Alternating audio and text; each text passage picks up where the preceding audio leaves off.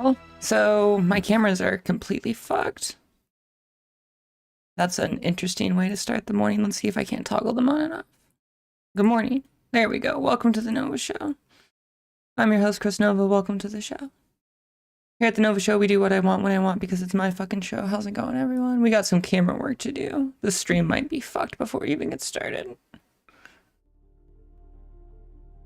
Good morning. Hello, beautiful, says Faf. So I restarted my cameras this morning. I recompiled OBS. Let me make a few changes really quick.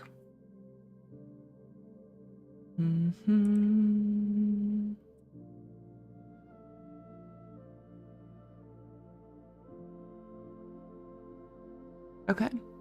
So it looks okay. We'll run it and see how this goes. We'll try to run it and see how it goes. How's everybody? Hi. Good morning. How's everybody doing today? I'm your host, Chris Nova. Welcome to the show.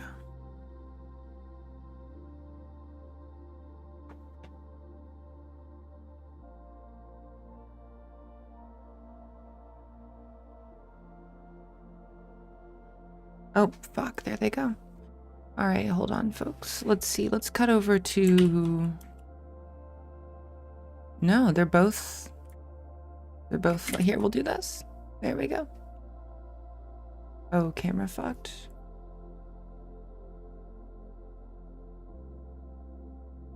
So, let me toggle both my cameras. Hold on. I'm gonna try something really quick. Bear with me.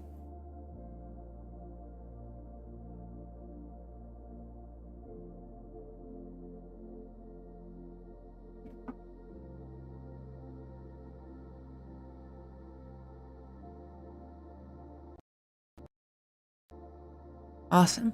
Okay. We've got new cameras. We've got new camera devices in Linux. We'll see if it was something with the kernel. Let's see. This one should also be working. And there we go. We'll give it a try. We'll see how it works. I flipped out the USB in the kernel really quick. So hopefully these new kernel devices will help. I have no idea if it's actually going to help or not, but we'll see.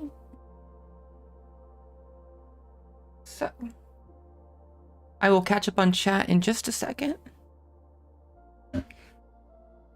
I am just going to look at a few things first and foremost.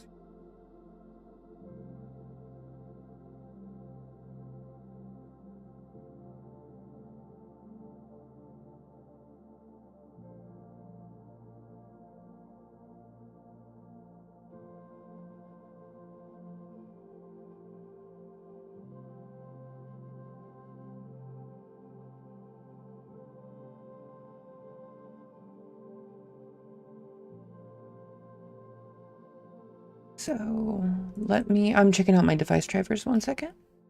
I will read chat in just a moment. So the question, what are you going to do today? We're going to look at Aura, but first I have to just do a few things. I'm running a little behind today.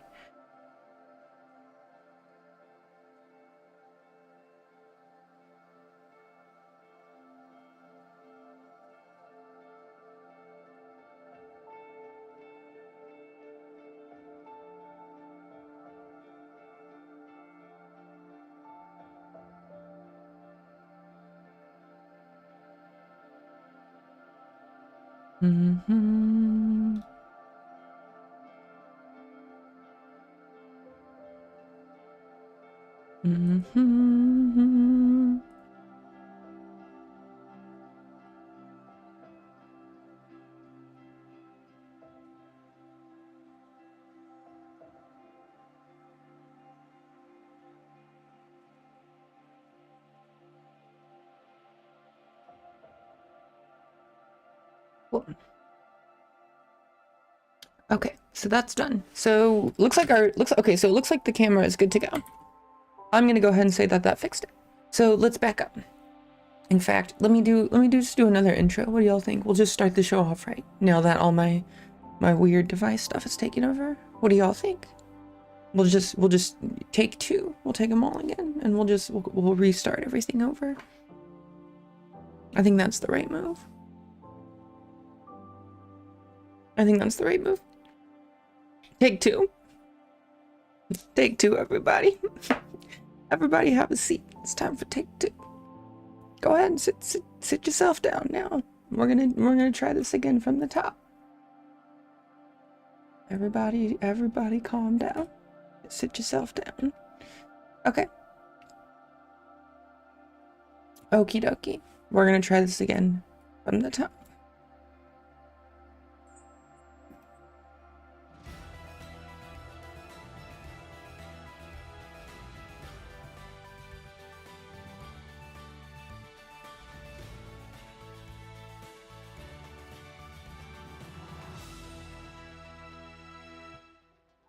Good morning and welcome to the Nova Show. I'm your host, Chris Nova. Welcome to the show. Here at the Nova Show, we do what I want when I want because it's my fucking show. Today on the Nova Show, we're going to be looking at Rust. And we're going to be looking at eBPF. We have some eBPF architecture we get to do. We're going to be looking at the kernel. 6.12 Linux kernels, and we're also going to be looking at the Aurae runtime project. Good morning. Welcome to the show.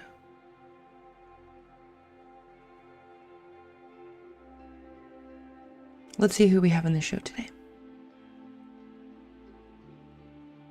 Good morning to Fafinabu. How's it going, Faf? It's good to see you. Nay Bay says XOXO. Last Chain, good to see you. Gannett. Oh my god, it's only the mods. Only the mods are here today. It's just, if you look in the chat, it's just swords. Just it's like you guys remember the Captain Crunch, oops, all berries, and it was just like it wasn't real Captain Crunch, it was just all crunch berries. It's like, oops, all swords. Like, oops, it's all mods. Af is here. Gannett is here. Wow, Tawny is here. Adiusa is here. It's all mods. It's all mods. Hey, Jabu Bob is here. Thank you for the follow. Thank you, Adiusa, for the subscription. Gaming means no. Maddock is here. Lunar 1209 says, what are you going to do today? We're going to be working on Rust. Nididney says, Chris, have you heard about the Go telemetry thing? Great question. Yes. Yes, I have heard about the Go telemetry thing. We talked about it yesterday.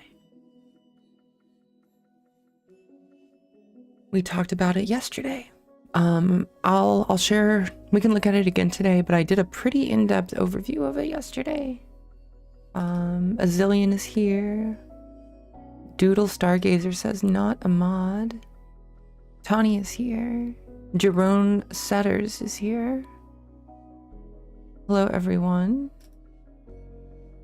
Thank you for the follow. Currently not modding, says Doodle Stargazer. And Triv NGE says, Twitch kept refreshing and showing me so many ads. I watched over 40 ads in the last 20 minutes while I was getting ready, so I had to Google, and apparently it's not your doing. Sounds like an odd bug, but boy was it fun. And yes, I'm actually serious. Yes, you're like the second or third person who's mentioned this to me today.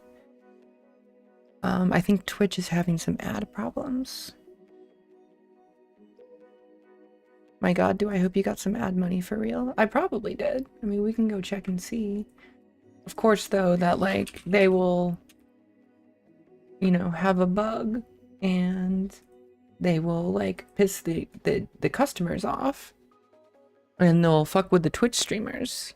But then, like, they won't go back and, you know, apologize for any of that or fix any of that or anything. But they will go back and they'll write a bash script to go back and, like, knock off 10% of people's pay just because, you know, they can't pay for ads that weren't supposed to happen.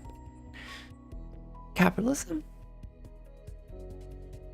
That's going to be the work that gets prioritized. So I can actually go and see how much money I made. It's usually a couple hours behind.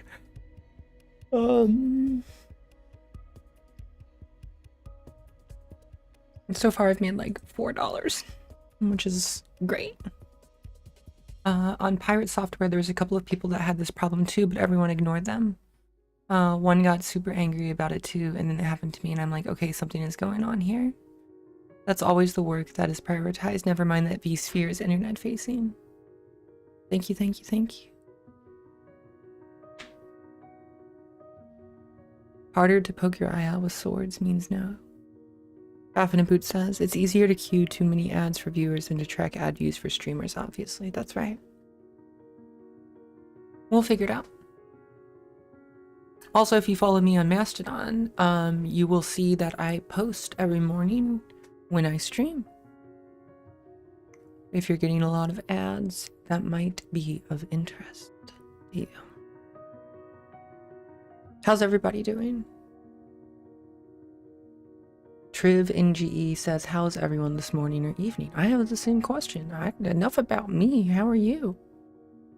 How are all of you doing? We're in this fucking thing together. This is one of the things I tell people at work all the time. I always tell people, I say, we're in this together. We're on the same team. I don't want to fight you.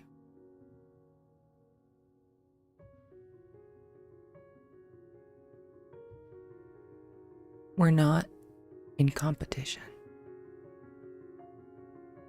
I often say that. I'm in boop mode this morning, says Faf. Faf is feeling boopy. You and Q should get together because I feel like every 5 seconds that woman is trying to fucking boop me somehow. Yannervite says, accomplishing many goals, getting exercise, starting new things, getting in touch with friends, loving and being loved. I could just sit here and just read positive affirmations all day. Maybe we should just do some positive affirmations today.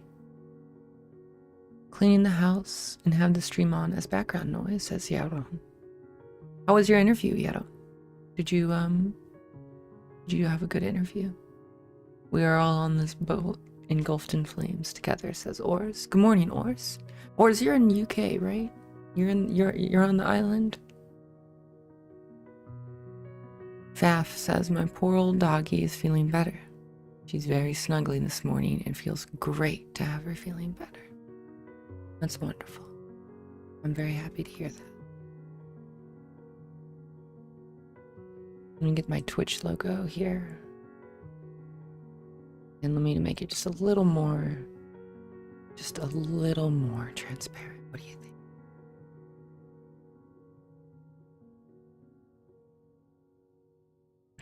Watch this. Watch this. Just barely. It'll just barely be there.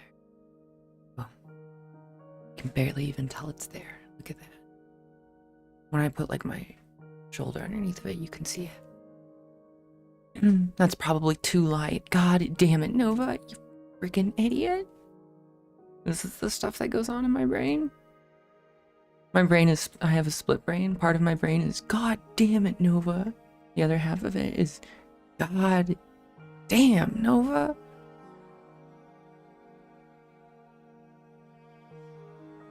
And finally got over the FOSDEM flu. A zillion. Nice. Were you at FOSDEM? I was at FOSDEM. That was fun. Nice job taking care of your family member. Trauma.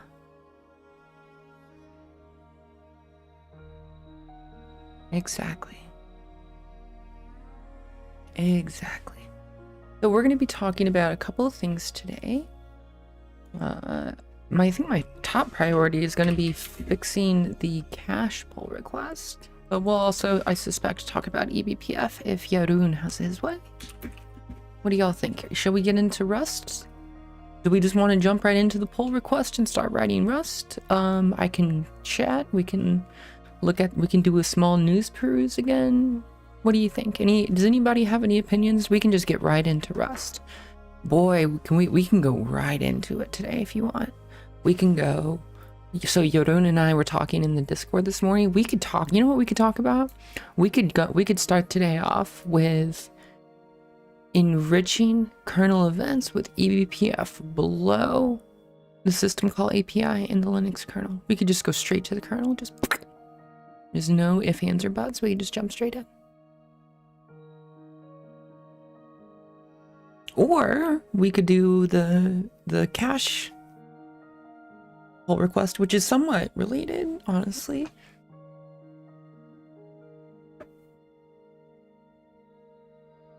It looks like Tani wants to talk about eBPF.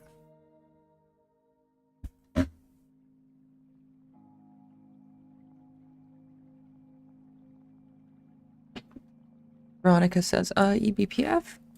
All right, so let's get into it. Well, here's what we'll do. We'll talk about eBPF from the context of the cache PR. How's that? Let's do it. I have limited time today, so I vote starting with eBPF as well. Okay, so we'll get the PR checked out, and then we'll start talking about it. Okay, yay eBPF. Let's do it. Do we have an eBPF command we can run? So who here is familiar with the Aura runtime project? Because if you're not, you should be. So this is where we spend most of our time. Here in the Aura repo. So one of the things, so Yarun or Jay is here in our chat right now, and we're gonna read this. This is the eBPF architecture. Okay?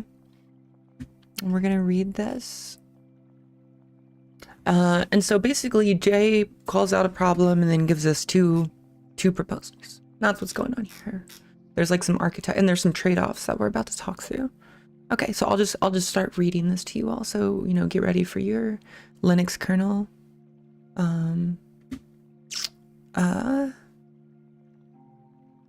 ASMR for the morning. Let's do this. Let's see, can I...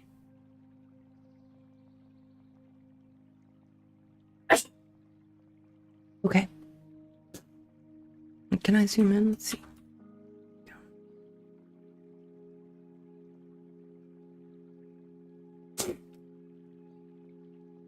And then how do I turn this bar off?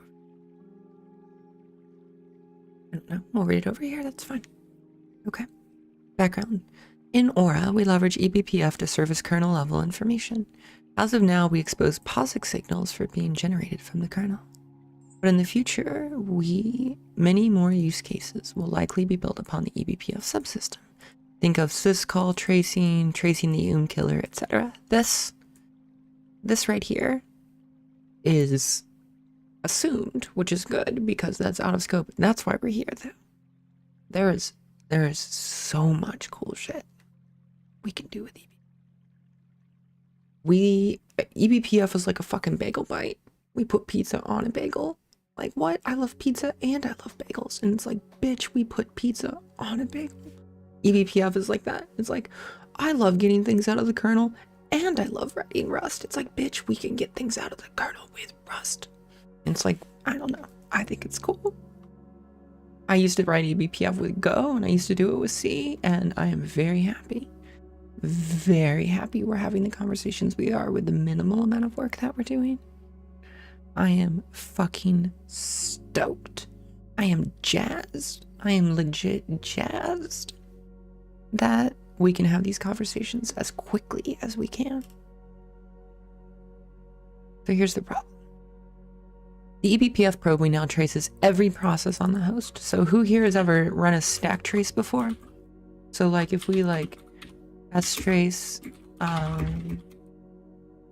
P1.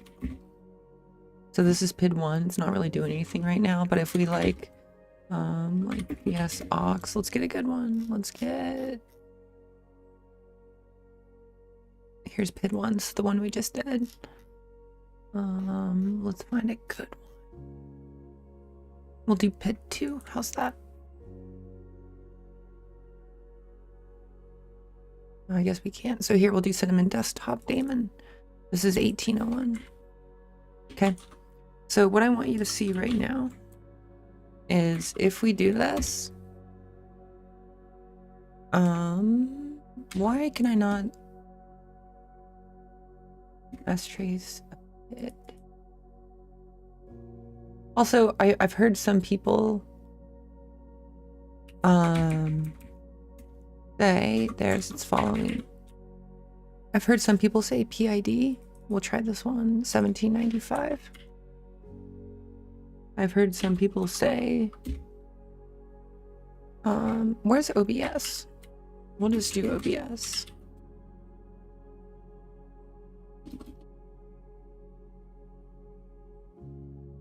There we go. 2264.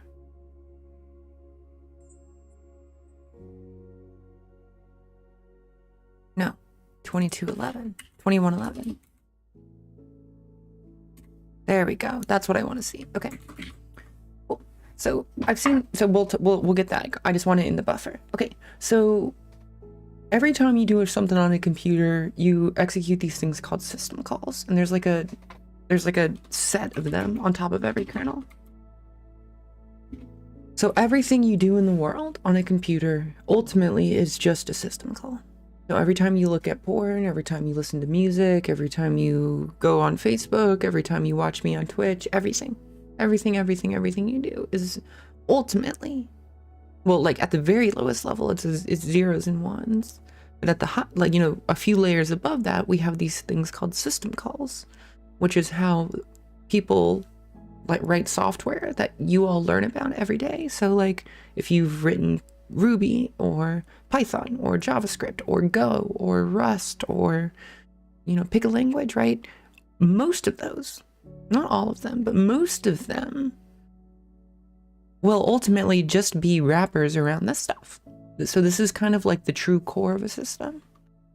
And so anyway, you can look at all of the system calls for a given process at runtime. So right now I'm running OBS to stream to you. And so these are all of the things that OBS is doing right now. Just to, you know, me talking and sending data across the network, and just having OBS open on my desktop, this is really what it's doing. And if we were to like look at this, we can see there's all of these threads that are being executed. And you can see, like, I'll just like pick one. So this is one function. This is the futile mutex. This is just a lock in the kernel on a single CPU. We also have receive message. So we have a server running. OBS is running a server, like a regular old like HTTP server or something. We have pull. OBS has a queuing mechanism. Wants to talk to other parts of the system using IPC. We have schedule yield. OBS is a process manager. Right? We have send messages. OBS is a fucking client. Okay? So and then we have writes. So it's sending data somewhere. So these writes, I just know because I've written an RTMP server in the past, but this is the RTMP protocol. This is me sending data to Twitch. Okay? And you can see all of these locks are happening, and we're locking cores, and there's all kinds of stuff happening here. Point being is that if we go back here to the problem that Jay was talking about, it says the eBPF probe we have traces every process on the host. So that's one sentence, right? The probe traces every process on the host. So y'all look, this is one process. Look at that. If we were to trace every process on the host, it's like millions of events a second. That's like basically looking at the inside brains of your computer directly. Okay? Is everybody with me so far?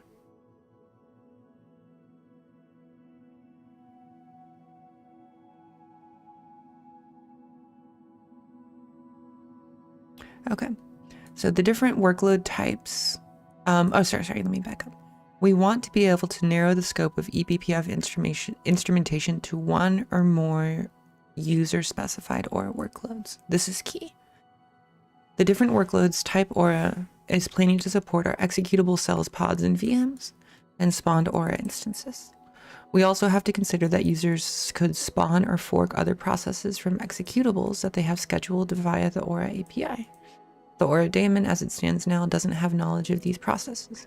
However, when we instrument a workload that is running such a forked process, we should surface instrumentation for that process and thus be able to associate it with the Aura workload it is running in. This is great. Okay, so basically, as we create processes in a system, the whole system is one giant tree. See this little shape right here just means this is one layer down from PID 1. And then you see we get these, like, this is one layer down, this is nested underneath that, and this is nested yet underneath that. You can see we actually can get very, very deep. So here's OBS here. But you can see OBS is actually like 1, 2, 3, 4, 5 layers down in the tree. Okay, so the problem that Jay is bringing up is as we create processes that create other processes, we don't have a way to know what is like its true parent process, because the way Linux works, you can create processes and lose track of things over time. Okay, which that's very well known in the kernel industry, or in the tech industry, and people who work on the kernel. This is not anything new. This is like very old information.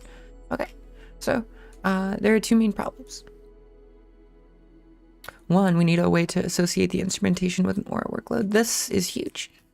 And two, in cases where the workload has unshared one or more namespaces, the instrumentation contains information from such a namespace. We need to map that to the host level information from the eBPF probes to the namespace version of that information. Basically what Jay is saying here, I'll do my best. We're getting pretty deep, so it's going to be hard for me to like explain this in layman terms, but I'll do my best. Aura has these things called workloads. You can create cells, you can create containers, etc. We need a way to basically map this type of stuff to my Nginx pot, right? Or, you know, my whatever. Additionally, as you start to isolate things with Aura, you create these things called namespaces, and the namespace has its, this is gonna piss you off, it has its own PID tree. So like this tree that we're looking at is only the tree for the host. If we were to create like a Docker container and run inside of a Docker container, and we had a new PID namespace. In fact, if I was to like sudo e docker run nginx it bin bash, oh, sorry, hold on.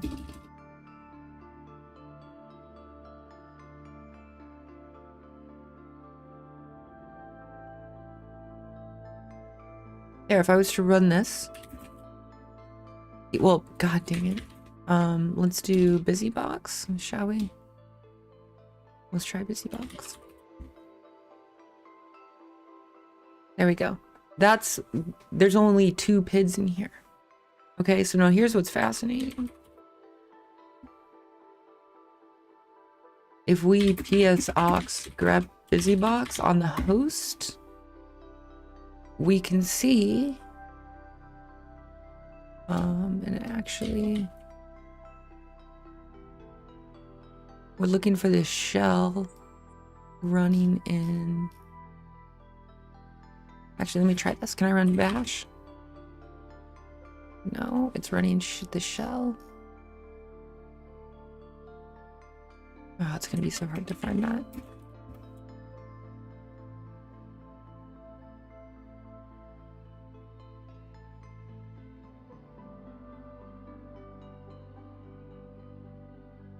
We could go look in the nested PID here.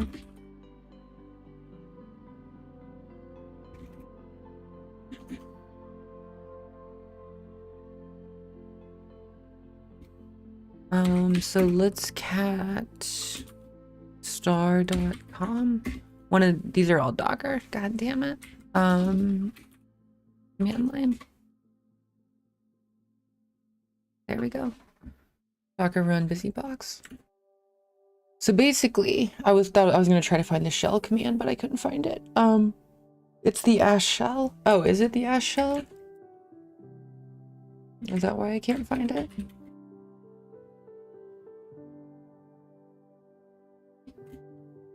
I will make it way easier. Crash, hash, bin bash. Gonna eat some cash. Gonna go to the park and find a fat stash. I don't see ash anywhere. We could try bin ash. Nope. It doesn't matter. It really doesn't matter. The point is,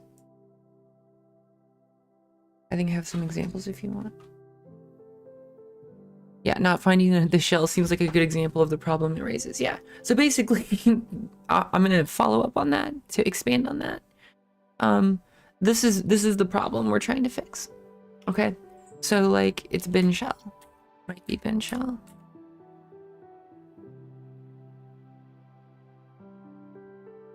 No, I think it's just shell. So let's do this. Is there bin ash? Yeah, watch. We'll open up an ash shell and see if we can't find it now. There it is. Okay. That worked because of ash. Okay. So here it is. So this is the host PID. So from the host perspective, we can go here and we can cat command lines. There it is. So this has been ash. Okay. And if we go to proc slash, well, let's ps aux proc slash 9. So this is the wonderful thing, that the wonderful part about this from the kernel. Okay. So if we cat command line, you can see we have bin ash. Okay. And if we cat command line here, we have bin ash from the host. So on my computer, the computer I'm streaming from, I have a process called 18931, and that is bin ash. In the container, I have a process called PID9. It's the same fucking PID. It's like the double slit experiment. It depends on who's looking. It depends on who's looking, right? So what we're doing here is we are demonstrating that, well, number one, we're demonstrating how kernel namespaces work. But number two, we're demonstrating how the PID namespace in particular works. So from the process of the isolated workload of the container, there's only 9 PIDs. Or there's 3 PIDs up to number 9. Okay? From the process of the host, I can see all of the things out of my big tree. So Aura runs on the host. And so like if I was running a container, one of the things I want to do in the enterprise is I want to know which workload is associated with, I want both PID 9 and I also want PID 18931. And I want it like that. I'm tired of looking this shit up. I'm tired of playing correlate-y, associate-y game. And the tools we have to do it today are like stick everything in a log and like work backwards from there and like go pay somebody to sit in front of like a log and graph thing and like manually connect this every time we need to do it. I think we can do better. And here's an example of where we are going to do better. So this is the problem we're talking about. Okay. So when in J's, and what's actually really cool, can I just show y'all some cool stuff while we're in here? If you look, or not stat, but status, this is the good one. Okay, if you look at status here, so is 18931 a child of 9 then? No, it's the same. It's the same. It's the same PID. It mostly has the same memory. I mean, so like the actual process memory is just regular old Linux memory. But when I say the same memory, I mean like in the process table. So like here, watch this. This is cool. Let me show y'all something. So if you go here to 18931, they're the exact same process. You can read the link NS and you can get all this stuff here. So these are the actual namespace IDs. So this is the bytes Jay is talking about in his architecture here, is these values here. Okay? So if you look, here's the PID namespace ID. And if you read link ns everything,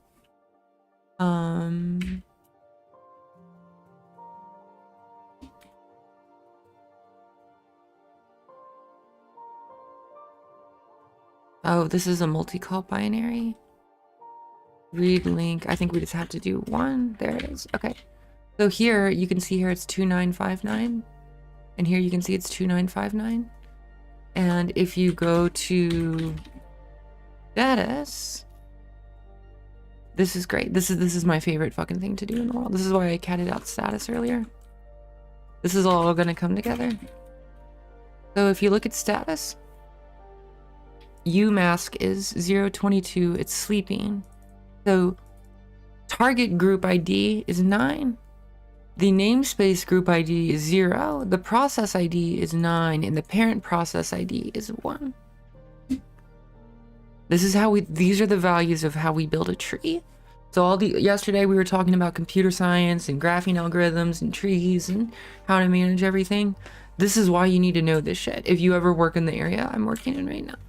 Okay, here, remember, this is the same process. Target group ID is 18931, and its parent is 18441. So effectively, Linux has recreated independent process entries that give other parts of the system access to how we can view and observe and interact with this process. And that's how Linux namespaces basically work. Is you just isolate the parts of the system that something has access to. So when you are in a container and you run top, okay, all top does is just a C program that just spits out all of the information in /proc. That's it. If you remove /proc and you type the word top, it just fucking breaks.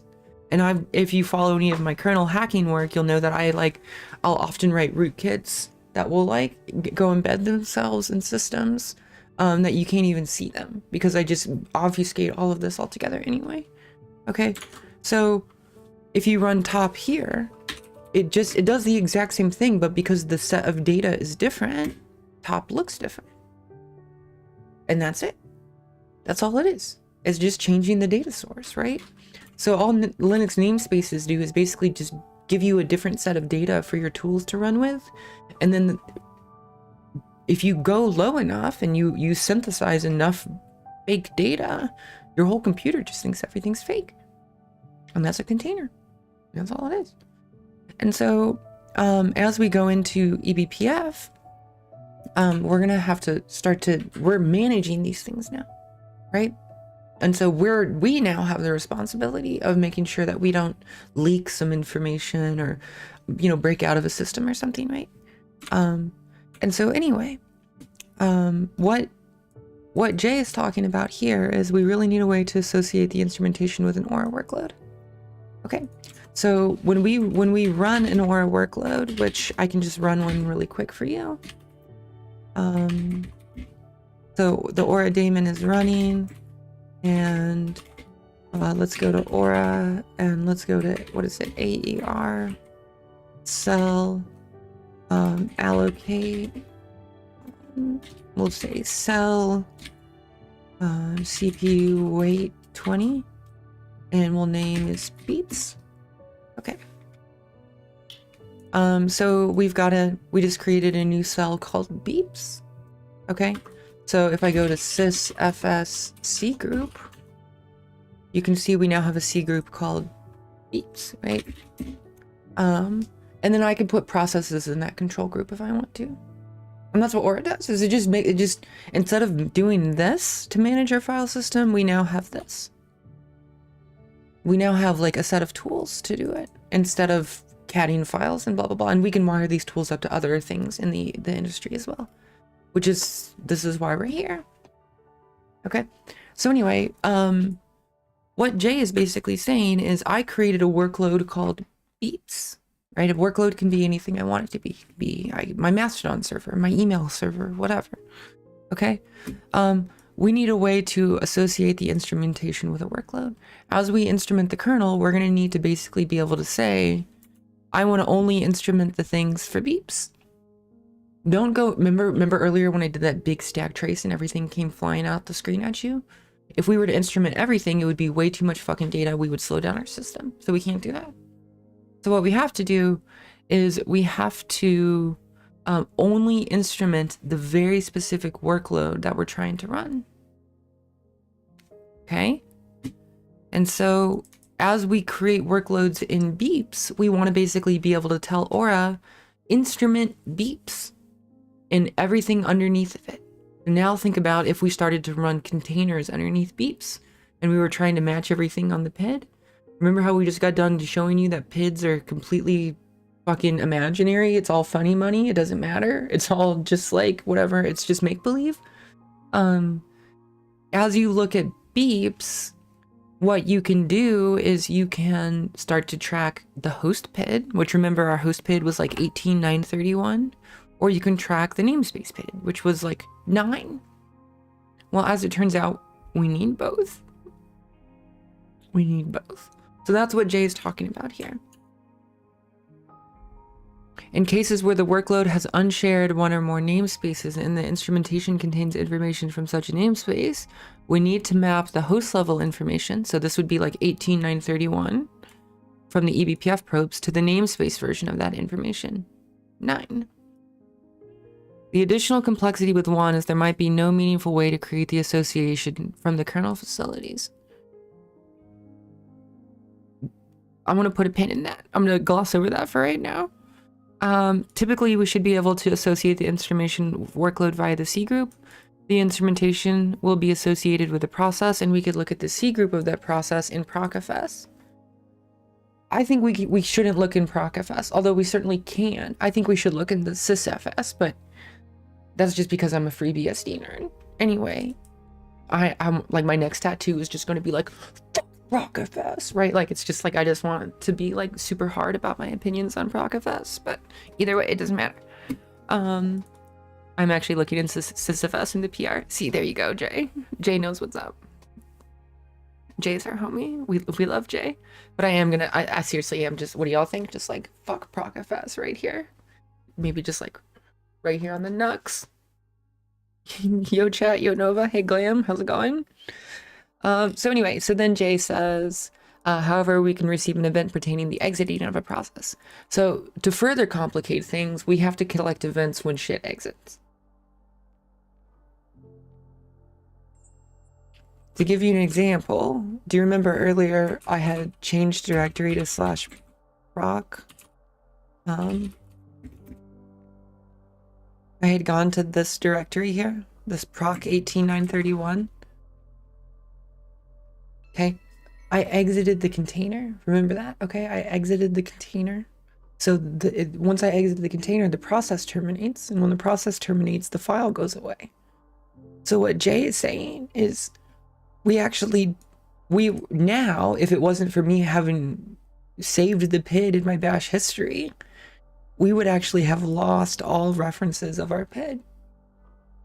So how do we, like, what happens if your program in production starts exiting and you want to, like, you know, go see which PID it was so you can associate it with other things on the file system? Well, as it turns out, that's a very difficult problem to solve, because the second your shit exits, the second you lose all of the information about it. And so this is why things like logs are important. But like, again, I think we can do better than logs. Like, where we're going, we don't need logs. We just need a cache that will not be able to invalidate, and we'll have other problems, but that's okay.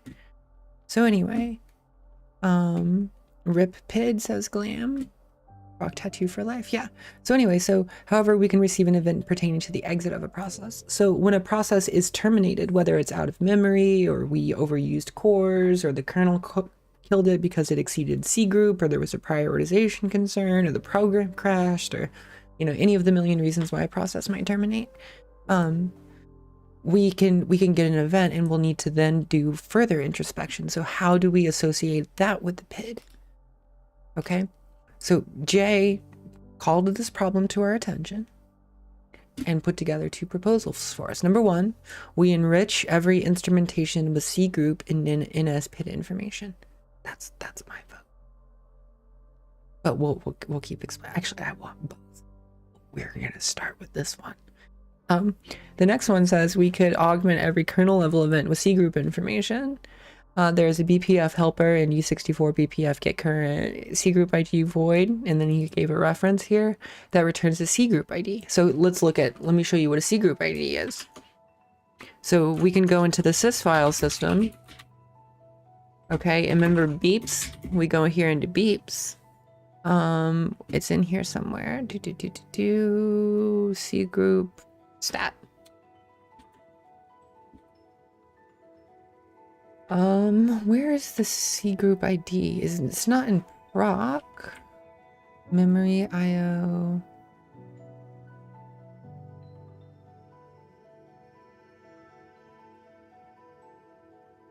Someone named Scammer X. Main personal questions, not suspect at all.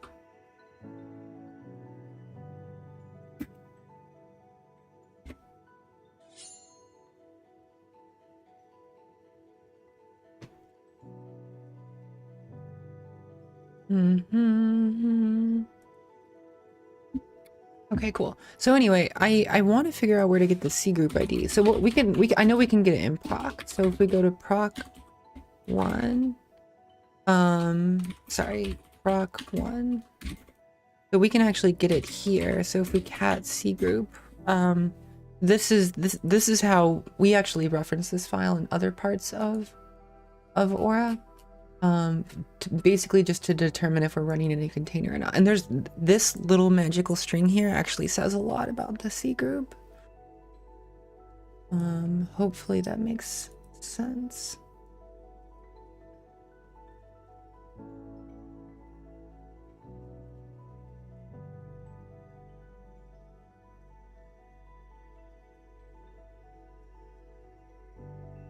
Okay, so anyway, we can get the C group ID.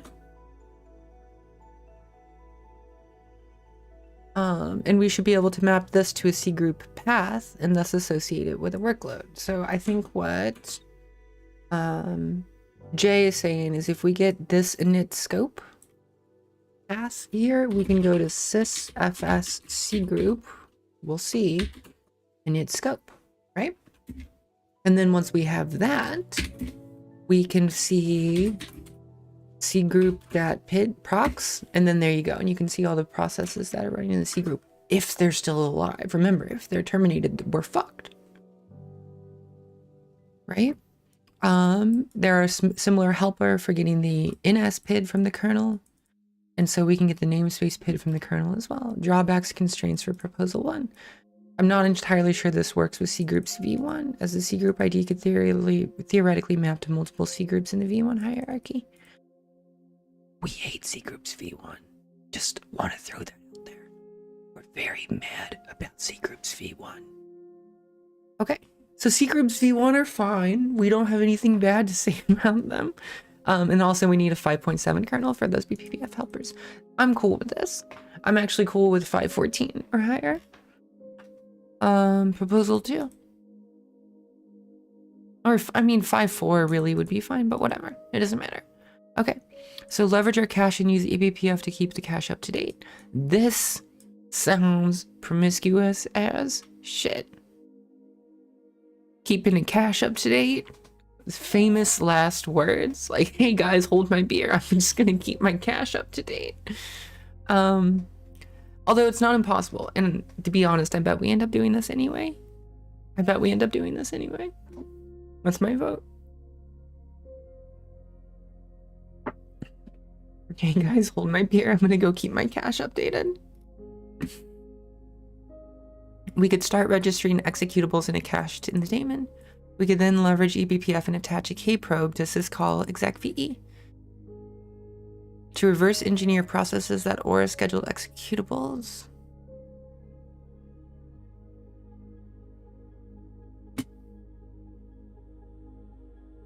are forking in the cache. Once we have all of the executables in the cache, we could then do the workload association via the executables in the cache.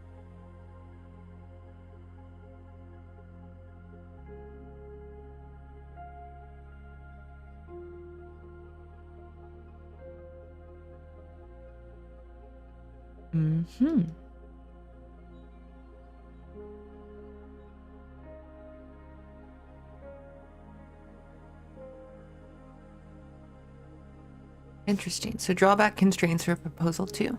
This will almost certainly introduce a dependency on the co-re and BTF's debug symbols. We're going to have to read the tasks struct in those executables in ORD. I see. So let's go read proposal 1 again. Enrich every instrumentation with C group and NSPID information. And we're not sure that'll work with C groups if you want.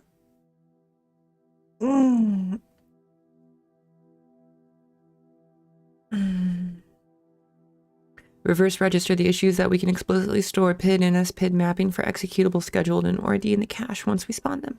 However, with those executables then start forking processes on their own cache, won't be aware of those forked processes. Right?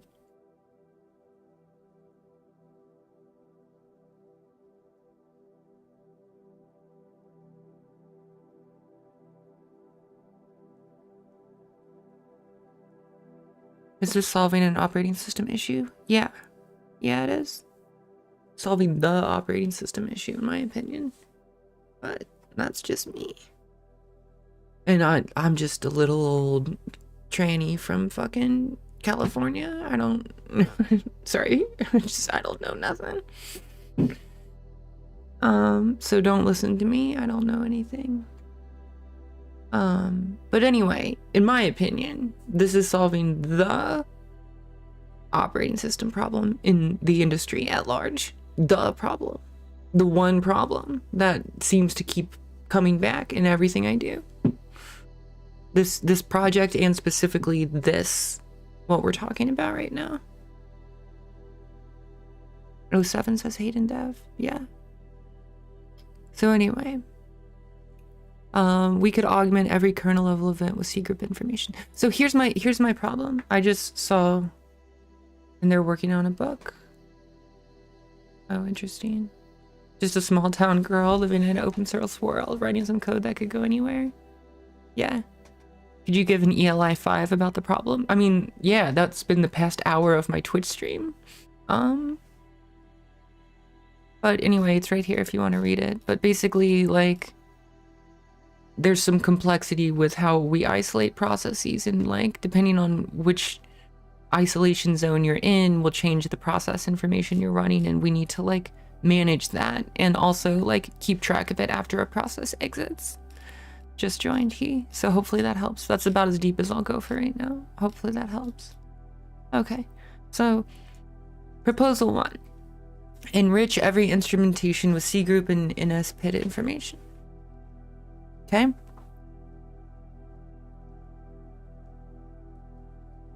So the big drawback here is the C group's hierarchy, because we're not sure we can actually get the process from the namespace PID.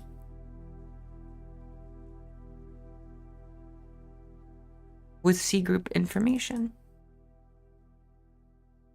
This is a BPF helper. So I guess what Jay is saying is, if in order to get all nested processes, we could just always send C group information. Okay, and if we have C group information, theoretically we should be able to track that back to the parent C group, and then from the parent C group we should be able to find all of its, yeah.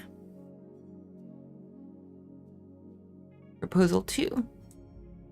Okay, I'm gonna write up my thoughts really quick. I'm gonna go in do not disturb mode while I do this, just because I need to write some thoughts. And I will be back in just a moment.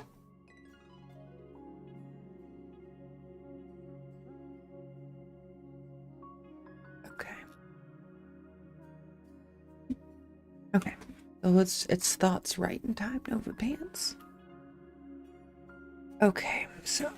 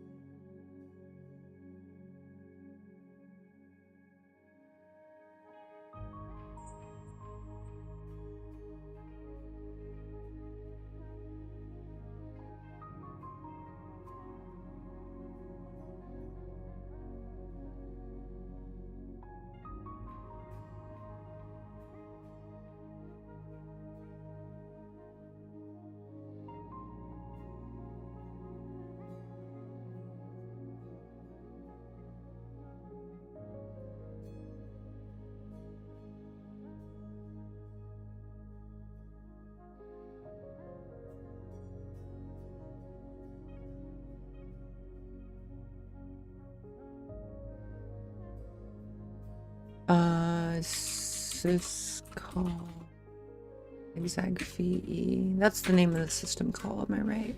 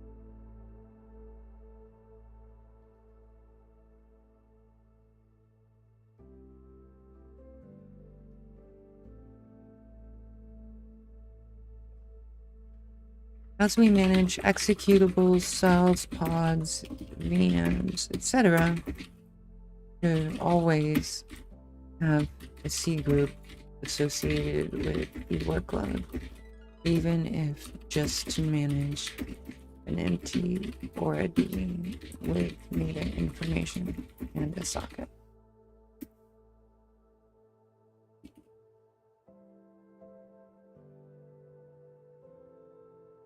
Okay.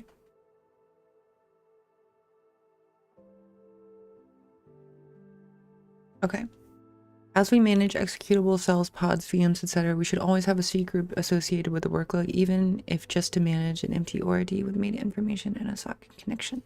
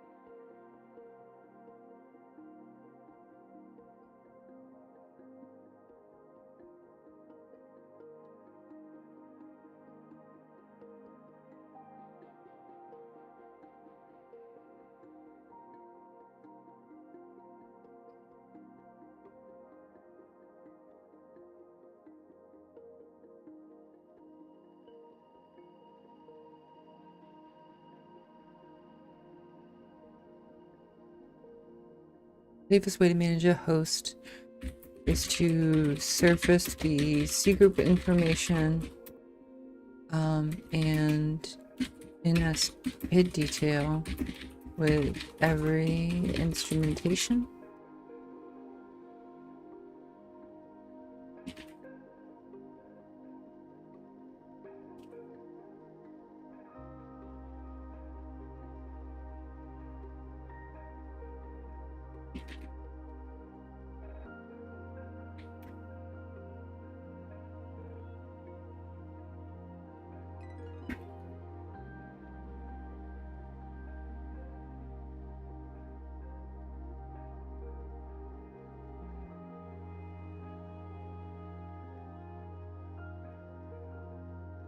Okay.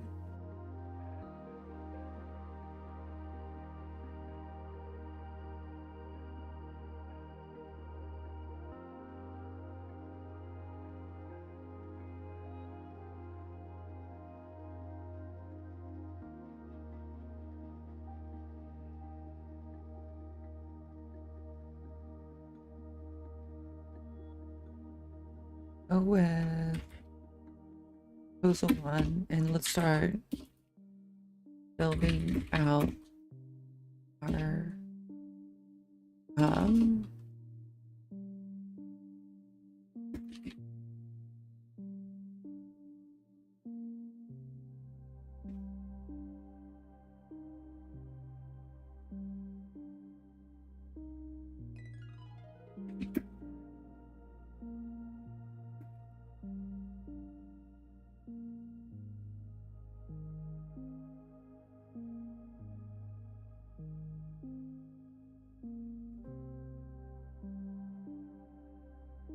C groups are the parent.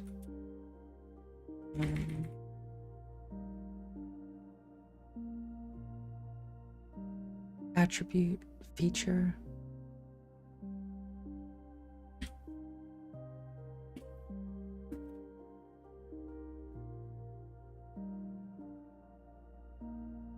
Cool, there we go. All right.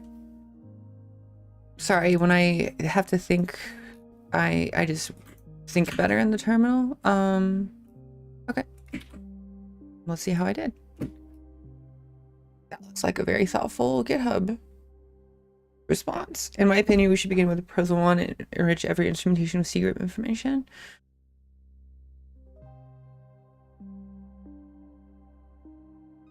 There you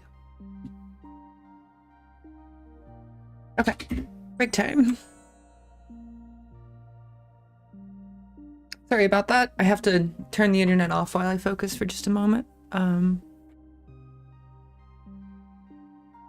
Cool. All right, I'm gonna take a quick breather. So now's a good time for questions and other unrelated things. How can I help?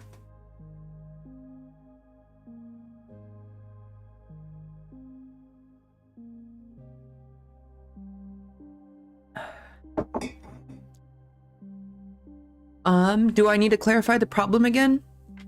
Do I need to explain any more of this? Or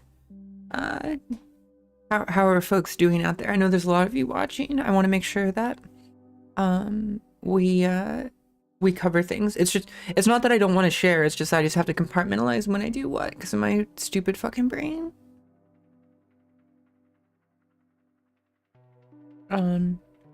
So I just need to like only do one thing at a time. Seems like a good decision, says gaming means no. Yay, thank you. I think I'm about to make my first contrib to Aura, lol, says Hayden. Cool, what are you working on, Hayden? Are you working on the eBPF stuff with us? Did this issue inspire you to come build the Rust Association system? The Rust Association system is going to be the fun one. That's the exciting part. No, I need to learn eBPF.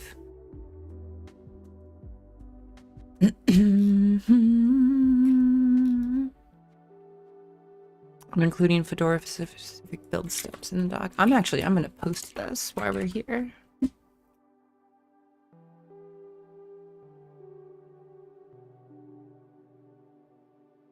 Jay, are you on Hackaderm?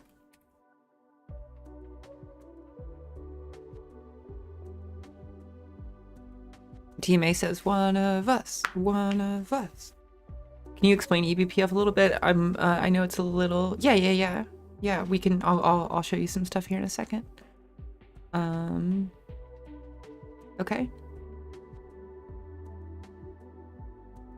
Let me get this posted.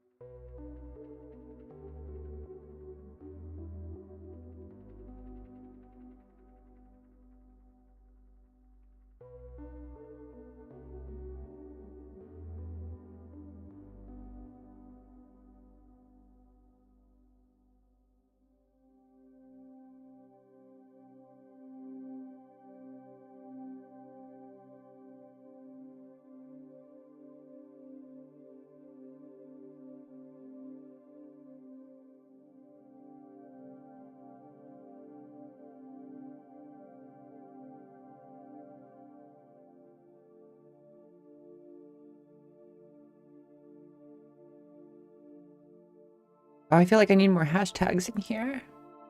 Let's do.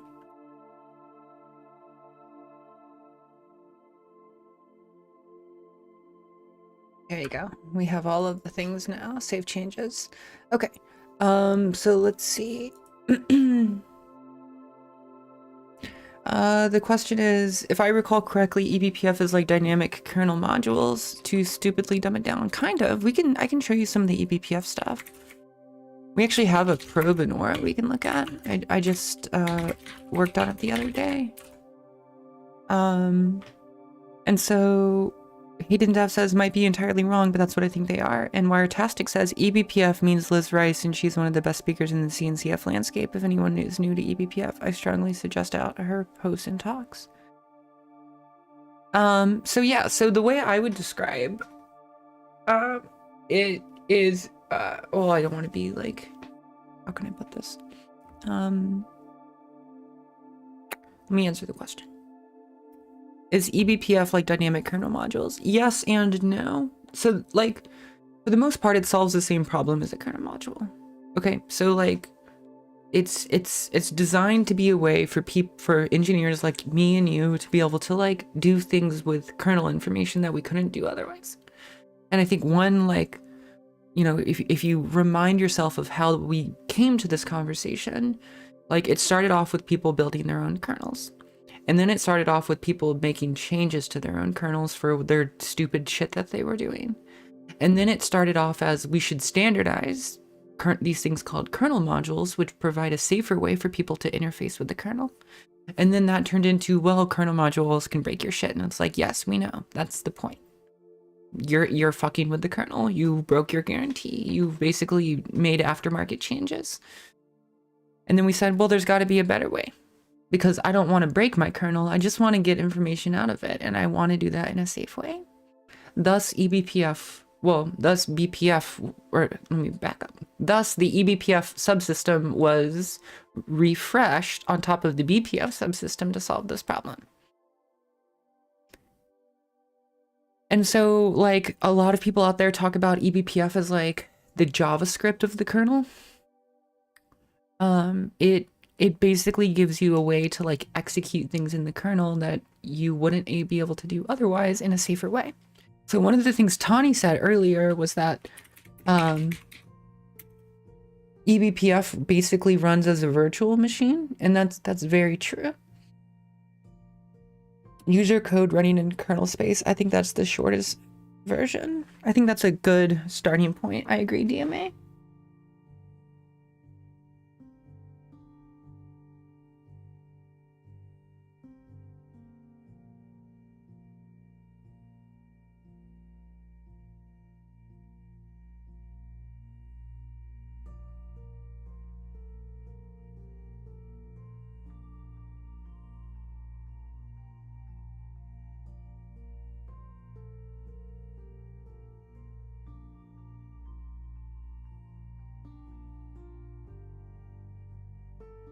Okay, sorry, I had to go turn the heater on. It's getting cold in here. So anyway, so we just built the Aura daemon, and let's see, what branch are we on? We're on main, and we can do make eBPF. Okay. So what I just did is I just compiled the Aura eBPF probe that Jay wrote the other day. And that eBPF probe is pretty straightforward. It just does a hook on signal generate, which is really cool. And we validated that live on the stream. So then what we have is we now have var lib aura. Okay, so we have this eBPF thing here. So here are the actual probes that we have. So if you look at this instrument trace point signal generate thing here, okay, it's an ELF binary and it's compiled for eBPF. So if you go to like sys module, this is my kernel on my system, right? And then I think I can go into module kernel. No, this kernel. This is it. This is what I'm looking for. Is it? No, it's this module. This is my kernel headers and everything. Yeah. Okay, so these are all the kernel modules I have on my system right now. So like if we were to look like, let's find a good one. IP tables, fuck yeah. Everybody loves IP tables. Here we go. Okay, so here's the IP tables kernel module. And if we look, we can see we have these holders and we have these like events and we have like some metadata here and there's like some filtery things here. But let's also look at like ext4, for example. You can see this one has different sections. There's BPF maps here. And I think we can go to tree grep 4k out now.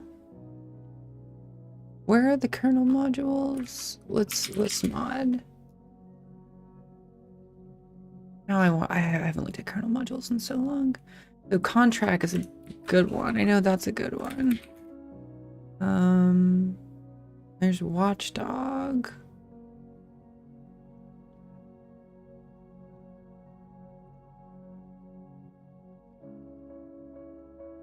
I want to find all files that match a certain... Oh, you know what I bet it is?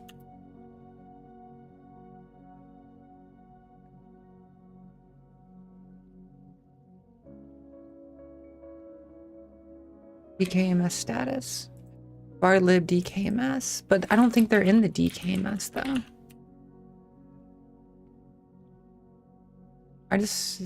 There you go. That's a kernel module there. So it's a symbolic link, read link, kernel. Okay, so it's just in the 515 directory here. Build, common. This is all of the, I want the kernel object itself. There it is, kernel.o.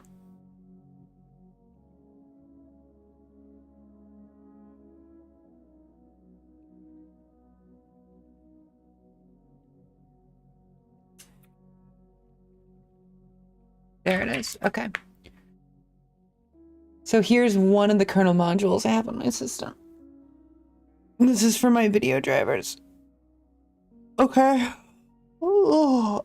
And so this is just arbitrary code. You can go read online, you know, how to write a kernel module. You can go build one in like an afternoon. It's like not a big deal. And so like, this allows you to execute things in the kernel at runtime. And if you fuck this up, you can deadlock your whole system. So there's all these like very famous like exploits and bugs and like Eisenbug things that happen where like certain kernel modules and certain conditions create certain things, and it's like very strange how like it's all very wonky because like you'll do this thing in kernel and the kernel will introduce like small latency, and then you will you know, be reading from, you know, some device driver, and that causes another part of your system to lag, and that just introduces the right, you know, system of conditions to create a race when you have 8 drives. Not when you have 6 or not when you have 12, but only when you have 8 drives. The hard-coded value in the C just loops the certain number of times where it happens to like every 1024 iterations, you know, there's a cache miss or something, and it'll break your kernel. And you have to like go and like find all of these weird obscure things that like happen all the time. So eBPF basically just like mod probe. Yeah, but that's, I don't think you can list, can you? Dir name. So lib modules, this is what I was looking for. Thank you. This is exactly what I was looking for. Okay, so I'm on 609, so we're gonna go to 609 here. So you have to compile kernel modules for your different version of your kernel because it uses different kernel headers. And then you go to build, and then here you go.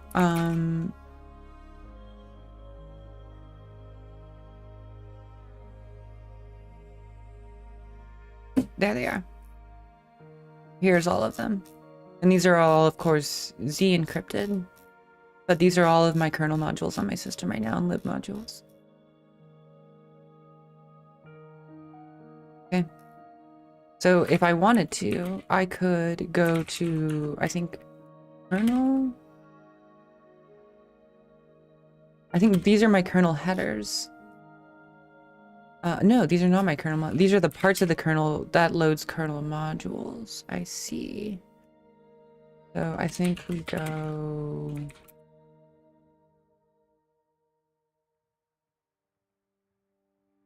So here's virtlib. So there's like a kernel object there. Module 6.09. And then we can go to build and we could see, like, for instance, we could see kernel module here. There's our kernel config.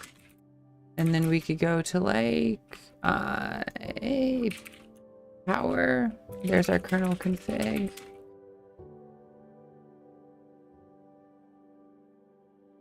And there's our kernel virtual machine there.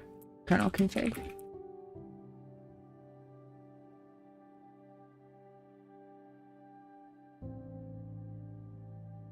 List mod just dumped all my mod prompts running. Okay, we don't need to go find it. We already did the exercise. eBPF basically just gives you a way to do that safely. And so, like, for example, like one of the things you could do is like I could write a kernel module that would just be an endless for loop, right? I could just write for, you know, I equals 0, I equals 0, I, and just, or just, you know, while true, right? And just write a loop, and it just loops endlessly. And then I could insert that into my kernel. And if I was to like put that for loop in, like, let's say the like read system call, the very next time any program on my system tries to read something, it will execute that loop, and that loop will just lock up my whole system, and my whole system will just die. Can't move the mouse, can't use the computer, can't, it's just dead. The only way to fix your computer at that point is to go hit the restart button. Okay, so kernel modules are super fucking dangerous. And that is a very like blown out of proportion example. There's like checks that like try to make it better, but the point is those checks aren't perfect. So eBPF gets us closer to perfection. And so eBPF gives us a way to like do that without like intercepting the actual execution path in the kernel, because all of the features are already ready already. They're already compiled in. And so anyway, if you look at like, for example, what Jay brought up in Jay's eBPF architecture, Jay draws our attention to this thing called BPF helpers. Okay, so Jay mentioned there's this man page for these things called BPF helpers. This is really like, this is what eBPF is. The E just means for like enhanced, right? So like this is like a new part of the Linux, oh, sorry. This is a new part of the Linux kernel. And you can see there's all these functions here. We have map lookup element, and we have probe read, and we have print k, and we have, you know, there's get processor ID, and get compute core number, and get process ID, and target ID, and group ID, and socket buffers, and like all kinds of stuff. There's all kinds of stuff. This is the virtual machine. Okay, this is the E in eBPF. So now, instead of writing kernel modules, we can just access all of these functions that are designed to actually let us do stuff that we weren't able to do otherwise. And then we just load in our packet filter, and then we can filter packets. And in the case of, you know, BPF originally stood for the Berkeley packet filter, and was usually for networking. Now we just do it for literally all the things. So like, probably a better name for eBPF is probably like dynamic kernel processor or something, DKP. I don't even know. Dynamic kernel execution framework. It's, you know, it's probably got some like generic name at this point, but anyway, we just still call it eBPF confusingly. Okay, so that's kind of what it is. I think there's also a Twitch command you can run, and you can find more resources there. And yeah, you can dumb it down, but I think that's kind of like the gist of it. There's some things you need to know about the verifier and how the verifier works. And I think the other really important thing to know here is that what it basically boils down to, oh, let me get out of my Icelandic mode here. Varlib Aurae eBPF is, what it boils down to is It's the bytecode. Hey, look how small this thing is. Like, number one, it's an ELF object, which is cool. But number two, this bytecode, you can actually go and if we're not going to do it right now, but we could actually go and understand each offset in our binary does different things. And this is what the kernel reads very specifically. And so here's like the symbols we have embedded into our object. And we could potentially take this, you know, with like a assembly explorer, and we could go and we could try to like reverse build our BPF probe. And in some cases, there are probes that don't have functions yet. Okay, so remember, all those helper functions just help us generate this bytecode quickly. But this bytecode is, you could, you know, there's no reason you couldn't just build this from scratch if you wanted to. Okay? Yay for the BPF part, always throws me off because I'm not used to networking exclusively. Also, hi Chris in chat. Yeah, hey, welcome to the show, welcome in. Okay, so anyway, also Jay, why I got you here. This is your PR here. Thank you for that. That makes me happy from a legal perspective. I appreciate that. Thank you for the follow, everyone. Welcome to the Nova Show. I'm your host, Chris Nova. Welcome to the show.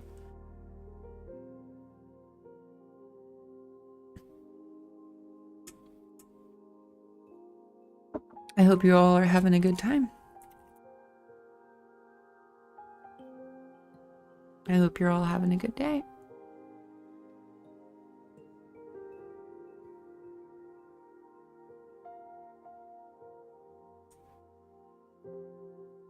Okay. If I just want to be a normal software engineer that wrote and reviewed code, is it necessary for me to learn assembly? No.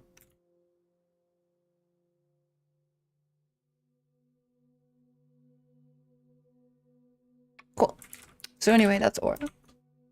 So I think that wraps up our eBPF architecture discussion. I feel like we've unblocked J moving forward. I feel like we've unblocked J moving forward. So let's close that and let me go to our GitHub here. Cool. Cool. Docs include build dependencies for Fedora. Should have something working soonish. Yeah. Take your time. No rush here. Fedora. Okay. Muzzle GCC. GCC compiler. I guess we want. How do I see? Sure, I'll approve this. I want to get to the point where we don't have GCC in here, but that's a different talk for a different day. Cool. So I'll merge that in.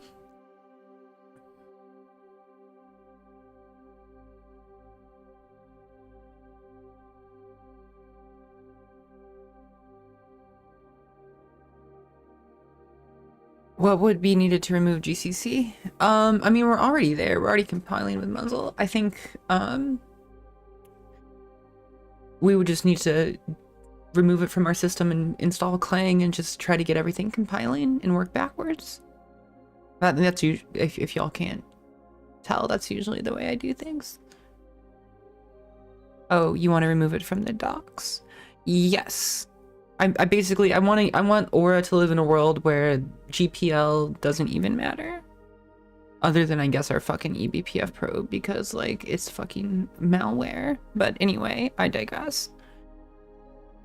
Because Muzzle on Fedora has a Muzzle Clang package. Yeah, I mean, if we could use Clang, we should. But, like, I have it in the Arch Linux docs, so, like, we just need to go and just, like, have, like, a generic remove GCC from Aura issue and just go do all the things. But that's a different talk for a different day. For today, it's fine. I might even be compiling with GCC. I don't want to, but like I might be. I don't know. I don't want to know.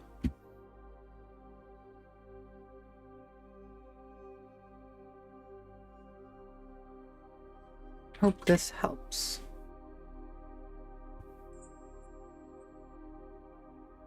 Thank you for the follow, Stand On. I do appreciate when new people follow my Twitch stream. This is one of the things that I actually really means a lot to me is getting to the point where like we have a really solid group of like hackers and enthusiasts here. Mostly not that I really care for vanity purposes, but if you're new here, I would encourage you to talk to some of the people who have been here for like a while. As it turns out, we have a really cool crew. And it's like, there's like really awesome people who hang out here. You know, people who are like big names all over the industry and people without big names who have big brains. And we all just kind of meld and like do computer science together. And it's really fucking fun. Like we have a good time. So every time I see somebody smash the follow button, I think to myself, like maybe we just like broadened our scope a little bit and like grew a little bit stronger as a safe community, which I really love. Feels like a hackerspace kind of. No, we're definitely a hackerspace. Okay, so anyway, let's get DMA's PR checked out. I can see DMA over there in UK just going whoo.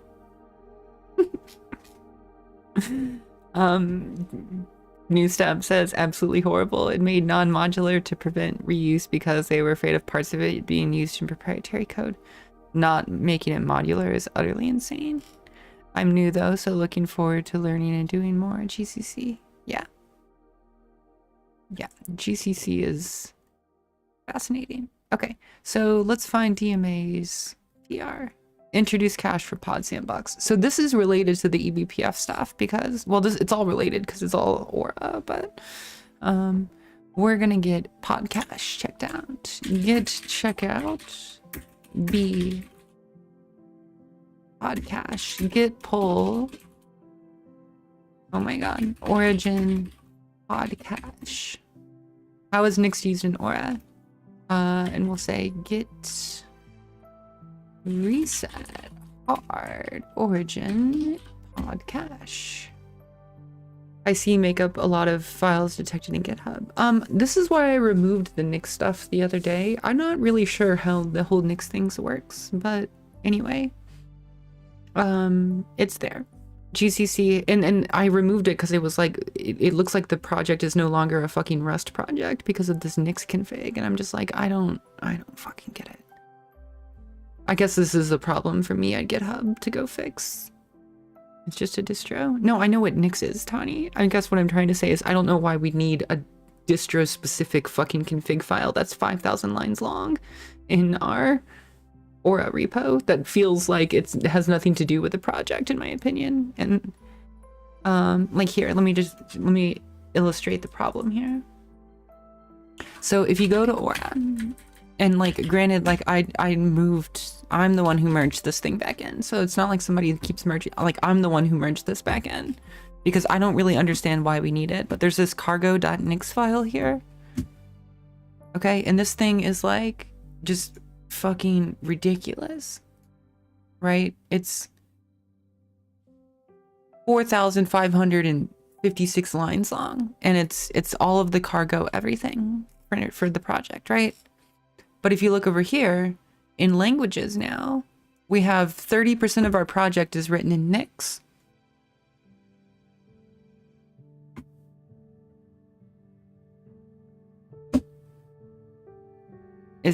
So like, again, I'm not confused where it comes from. I'm confused why we care and why we want it here.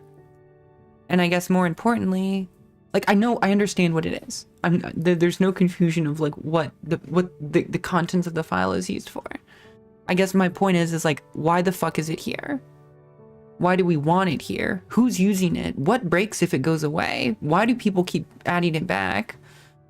Why is there an expectation that it needs to live in our repo? Like we don't have fucking fedora.cargo. I don't see ubuntu.fucking config. I don't see archlinux.yaml, right? Like why does Nix need a config and why does it live in our repo? That's my question.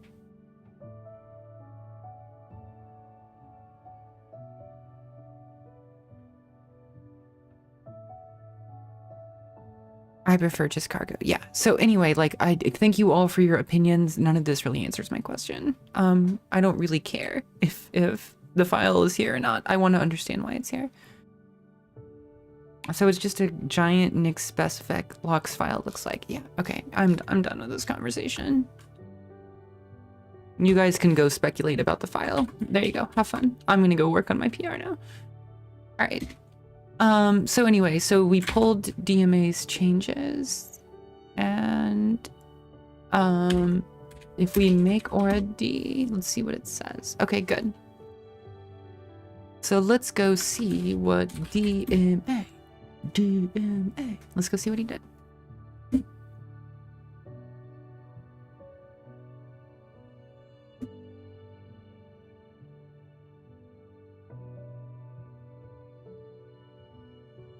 Here. You know what? I'm just gonna do this.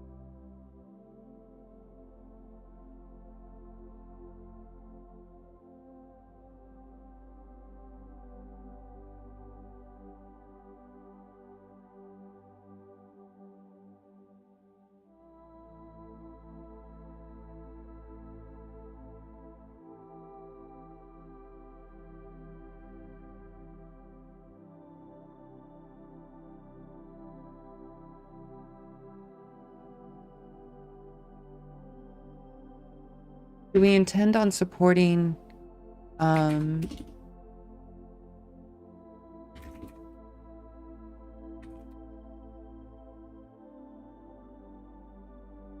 downloading the signed artifact? Do we intend to keep these operating system specific files in our core repo? Should these be moved to other repos? GitHub.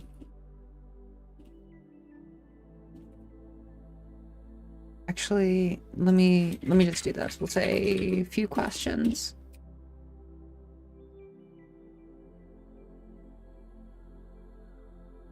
I'm not reading the chat. I know all of you are gonna go like, oh, I'm gonna go like answer all these questions right now and throw my opinions around, and I don't want opinions. Well, let me rephrase this. I do want opinions. I don't want you to dump them into the Twitch chat because I'm not your fucking mom and I'm not gonna go copy and paste your shit into my issue. If you want to offer an opinion, you can spend 5 minutes and you can type up a thoughtful opinion like everybody else in the project and go add it to the fucking issue tracker. If you were talking for cathartic joy, I'm gonna just ignore you for right now. Okay. Few questions. Is this file something that the project should support? Do we intend on supporting in favor of downloading a signed artifact? Do we intend on moving these do we intend to keep these? Should these operating system specific configs be moved to other repos?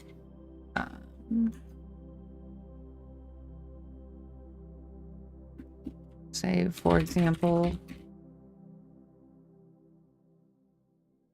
a Nix repo.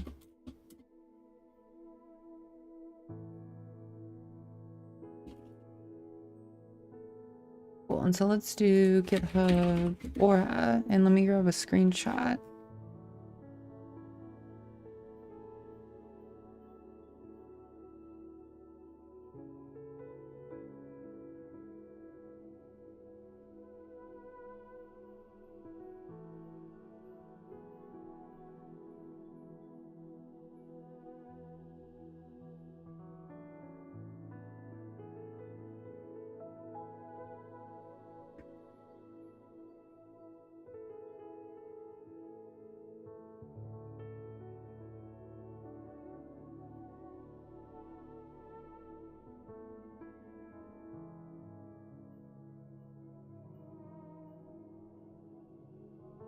Cool. Oh, of course, because there's nuance between NixOS and Nix the build system that, of course, conveniently have the same name. There you go. Cool. Submit new issue. There you go. If you have an opinion, go take it there. I ain't got time. I'm gonna go work on my cache PR.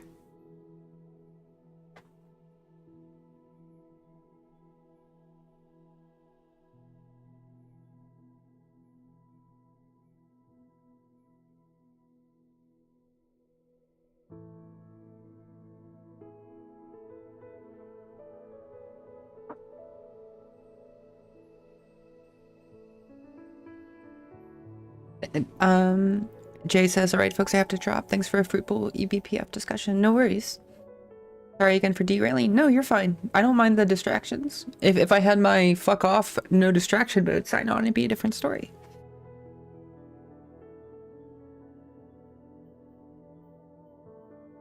Cool. Yeah, I would say, like, go and respond to this.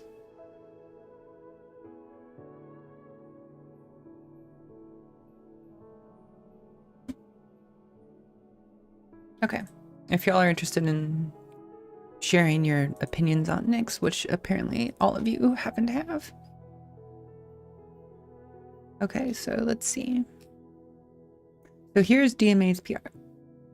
So DMA should have been working in the CRI system in the runtime service. Let's go see his code. Okay.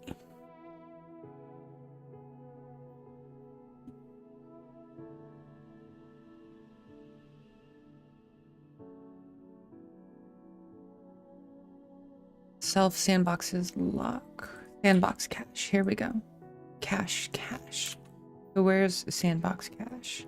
There it is. Okay, so there's a file in CRI called sandbox cache. And it's got add, get mute, list, and remove. Okay. And it takes itself. And it's a string to a container. Okay. Now let's get rusty. I love Intense Nova, says Gannett. Gannett, I think you're the only one who loves when I get mad at the internet. And I also feel so bad because I'm such a bitch. And I don't care. I mean, I love and I want to love and respect everyone. I really do. I just want to love everyone. But man, I can be a jerk. Just shut up with your Nix. Get the fuck off my street. Right? Like, it's just like, don't feel bad. Some people just can't read the room. Hey, I'm one of those people. You and I talk about this shit all the time.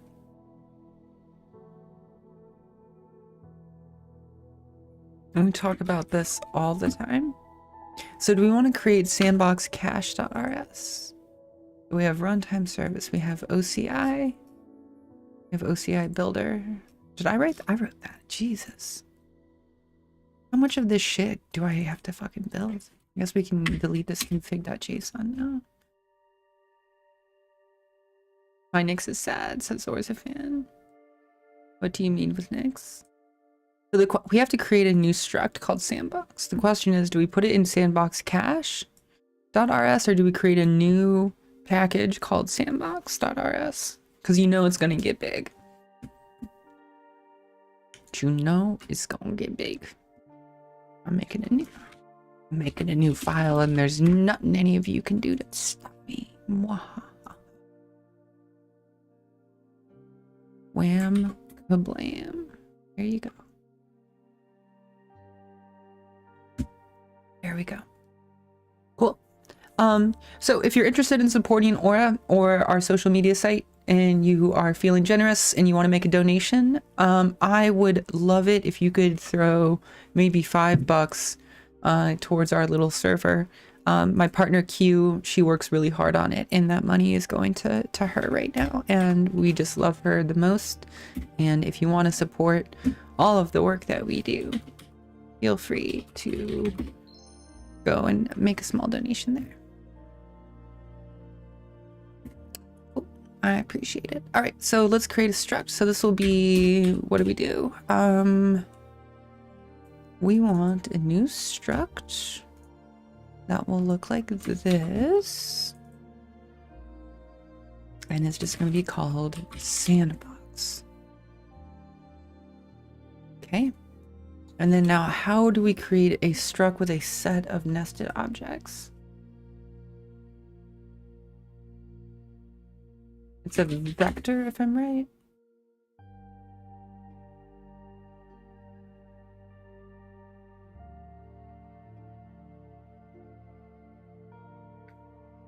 You think after writing Rust this long, I would actually be better at doing this? I still have to go look all this stuff up because I don't remember how to do sets in Rust or vectors in Rust. All right, I want a Rust vector.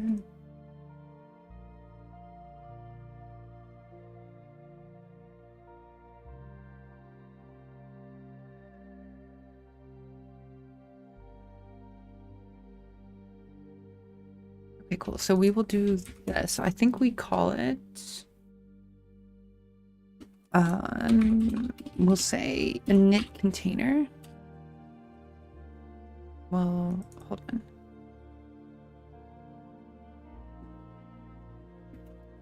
And this is a container.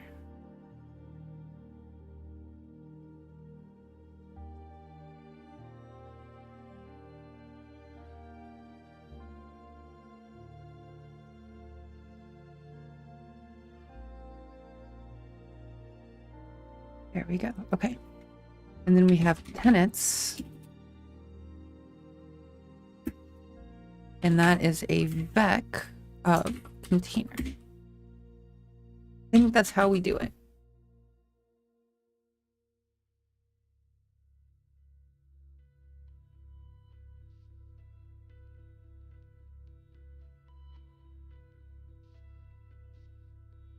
Mm-hmm.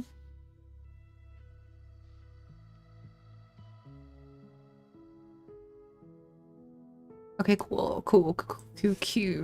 So init containers are the preliminary container that is used to isolate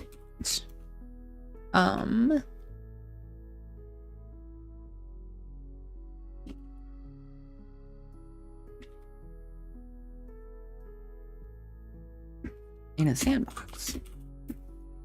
And I guess we want this to be documentation. The init container,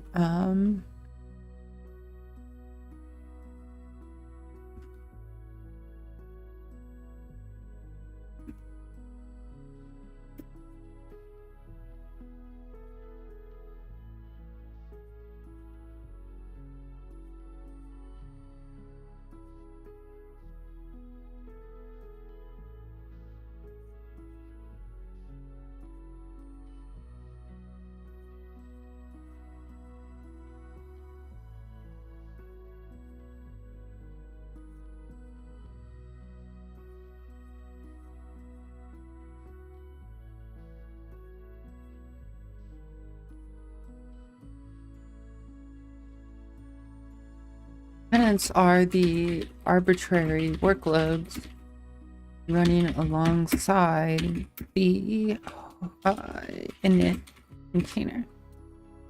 You know what's cool is to think about? I'm literally writing the code from my FOSDEM talk right now.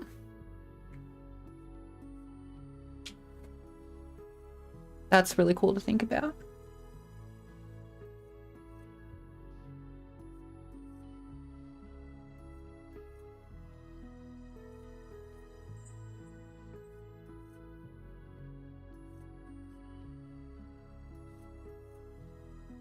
These are usually things like an OCI compatible,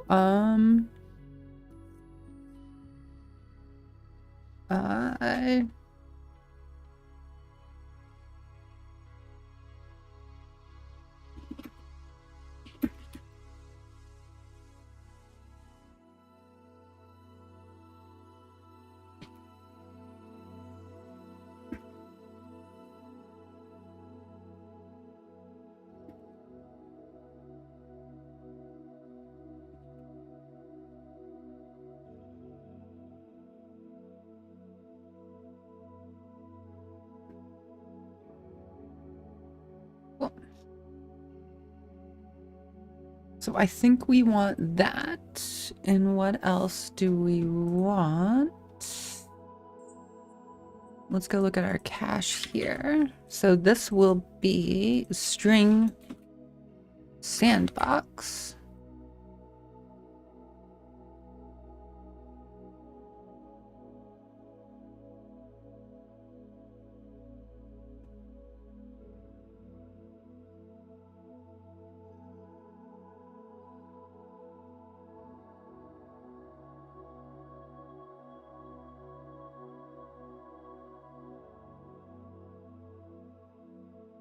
Replace that with sandbox.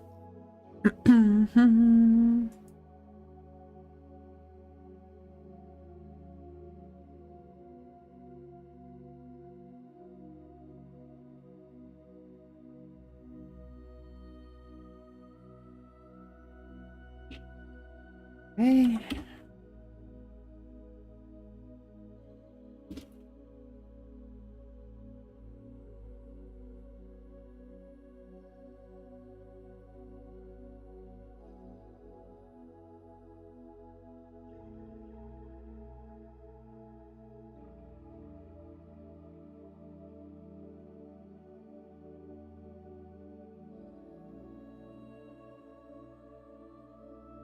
Okay.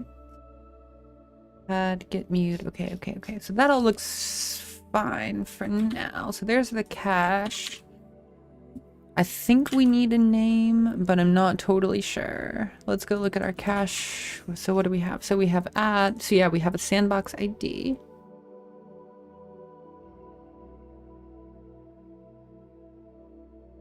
And that returns a result. How do we get, what is DMA doing for the sandbox ID? Let's see. Let's see. So we have run pod with sandbox. Where's our add? Sandbox is add. Sandbox ID clone. So let's see. Metadata name.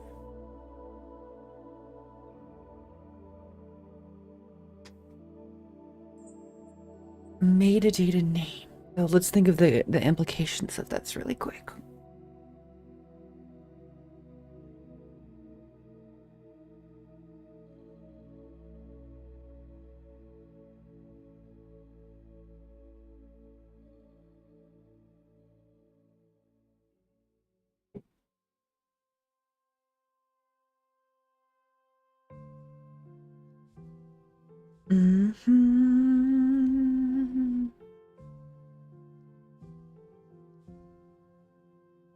Let me think of...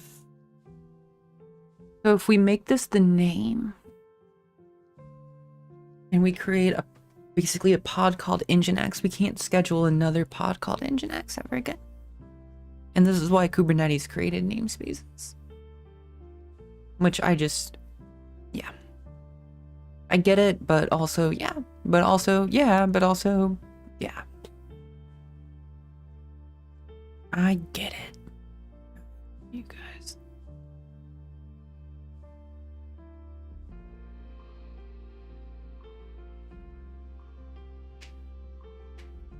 Q just woke up as well. We'll give this the metadata name. We'll give this the metadata name. Okay, so sandbox.rs.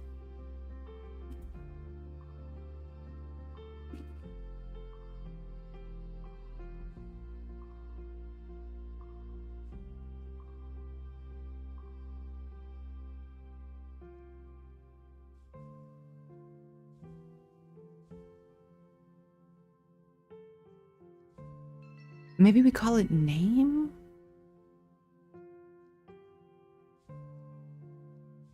Hash map name?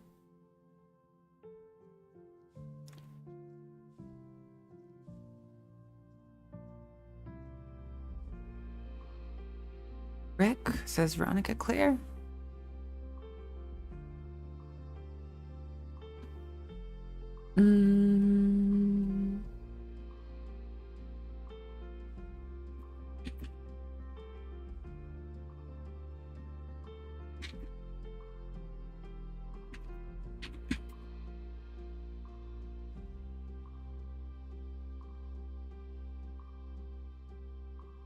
I like brick +1. Why do we call it, why would we call it brick?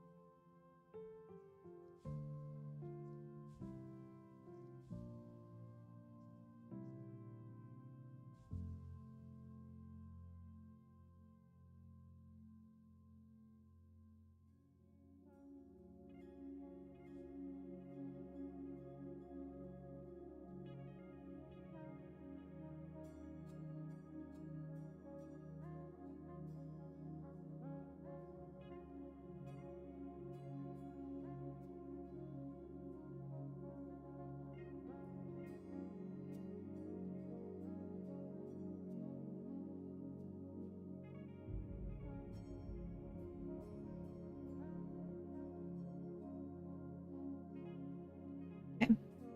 But that is the unique name of the pod sandbox at runtime.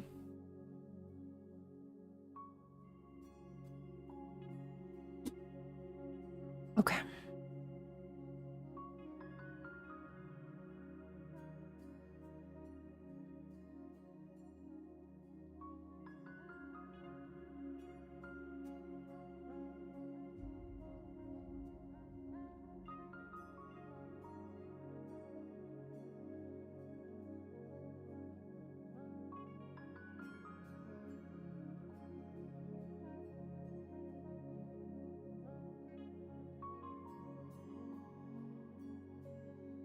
Okay.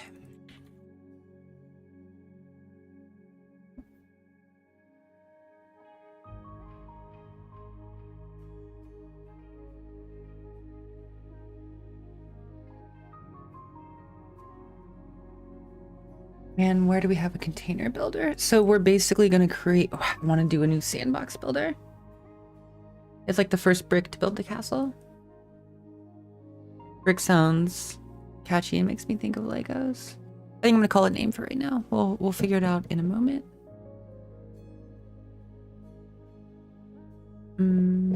So Q just got up. I should really go make breakfast. Or maybe she'll come tell us. We'll see what she says. I'd love to see her. I love her so much. Maybe we can go have family day today. So I think what we want to do is, remember how we built this OCI builder here? Or a OCI builder? And it's got a .build or whatever. I think we need a sandbox builder. That's basically just a container builder inside of it.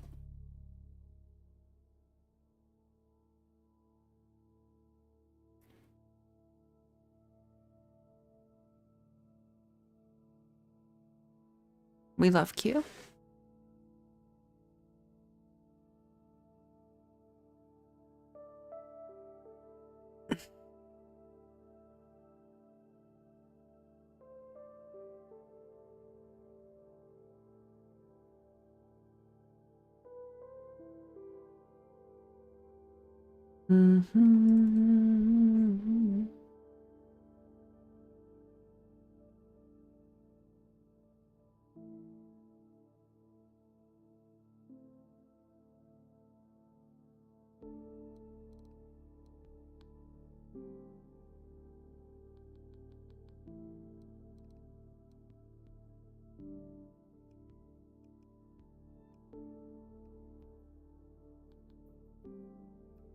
Sandbox.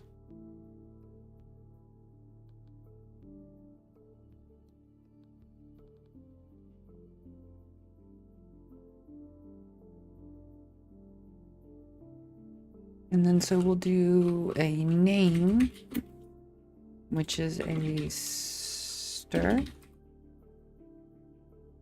Am I right? And then this is basically name.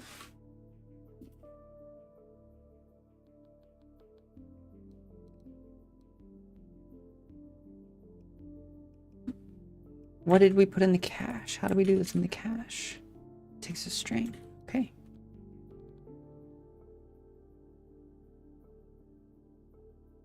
Cool. And default and tenants.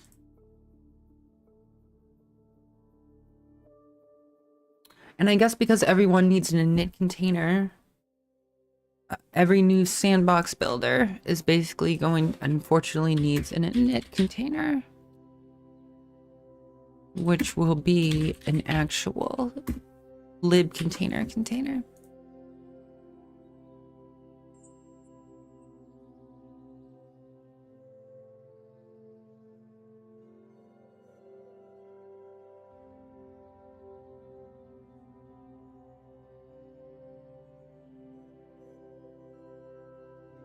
I do like how Rust makes you simplify things like this. I do like that. It took me a long time to like fall in love with it, but I do really like it.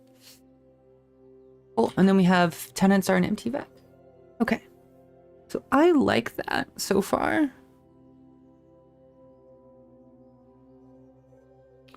And then what did we put in the OC? There's a .build if I remember correctly.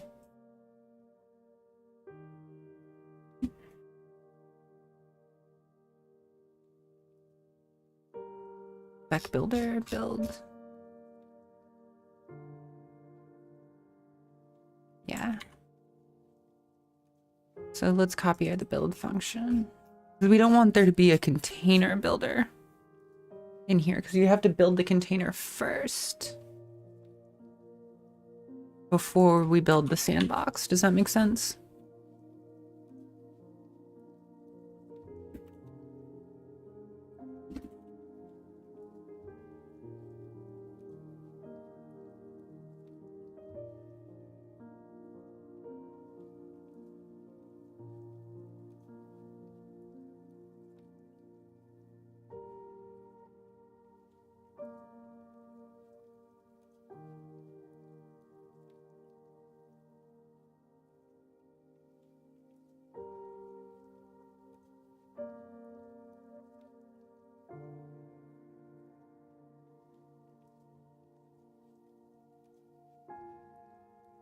And for now, that just does nothing. And there's Barnaby. Can you all hear him barking out there?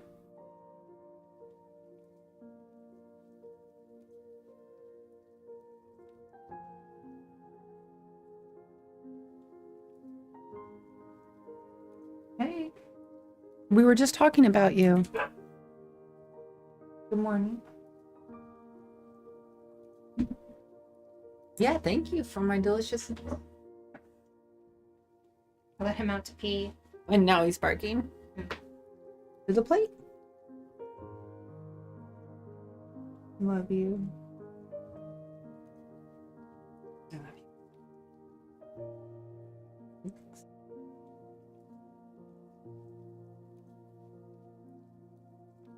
you. Good boy, LOL.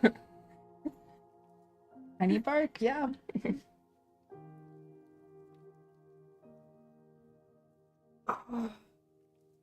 So we did eBPF this morning, and now I'm working on a PR with DNA. Nice. And yeah, it's Kunday. No. It's Kunday. It's dog day. Sunday dog day. Fuck cats. Fuck catter day. It's dog day. It's dogger day.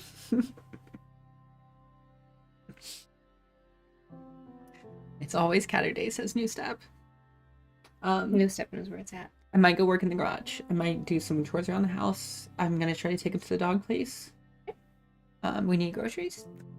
Did you add anything to it for you? I haven't looked yet. Alright, I added chocolate bars and stuff for you, so I'll just do best effort. Most of the stuff we can get up at the corner anyway, so I'll just get everything else that we can. From Whole Foods? Yeah. Okay. Okay, I'll text you some stuff. Okay. Alright, love you. Okay. So let's... I'm gonna sit back down. Anyway, good morning, everyone.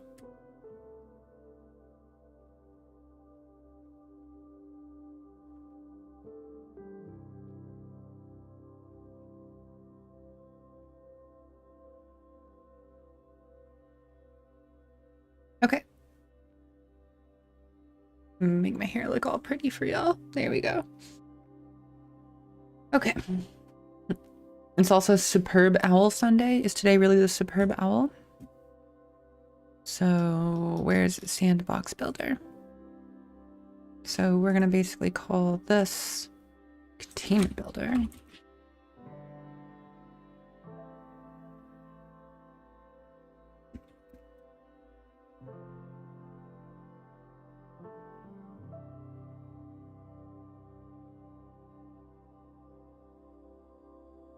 Let's get this fixed first. So Container Builder.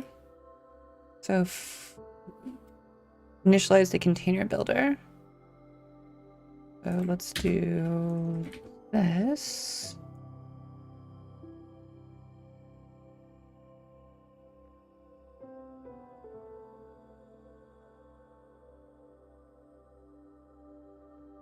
Let sandbox equals that. Okay, I actually like it. So first we build the container builder. I fucking love Rust. We spawn Aurae here. And so this is going to be container builder. And then we will say let init container.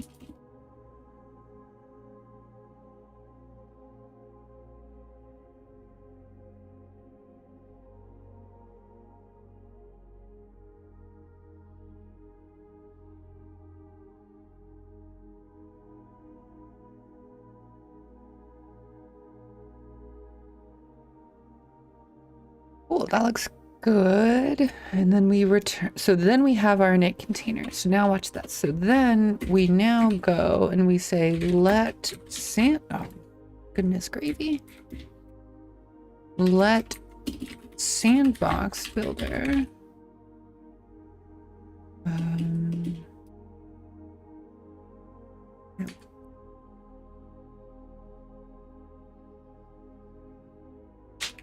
Oh, hello. It's time for everybody's favorite part of the show. Good morning. Oh, good boy.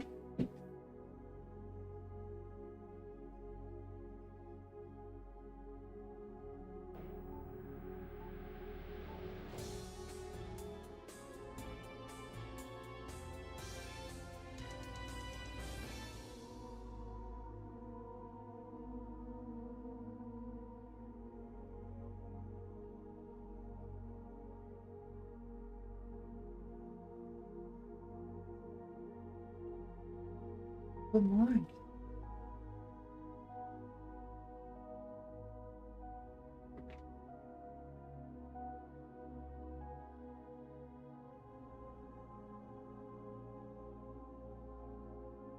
If you look at the screen right now, you see it just says eBPF containers and cache and Aura. And there's just a puppy on the screen. This is how you know this is the best Twitch show to watch.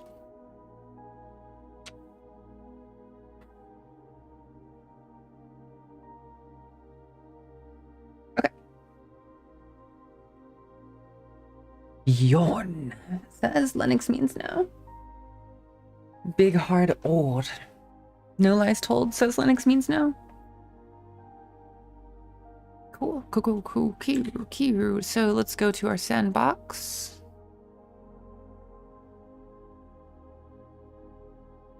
And pubstruct sandbox.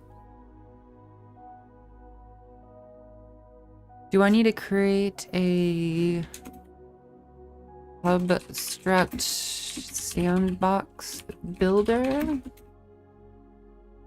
Does that look right?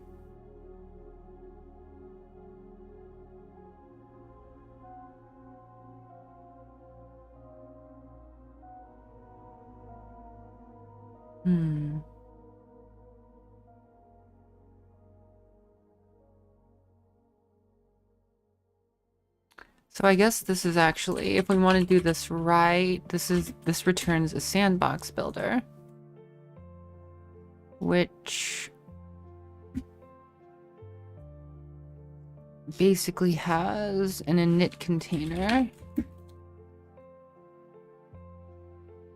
and a name.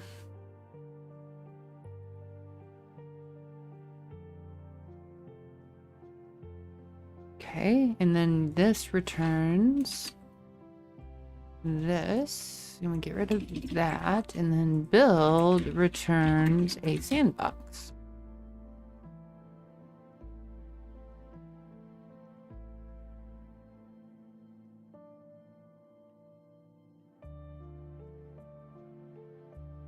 Cool. So name will be self.name.clone, right? Init will be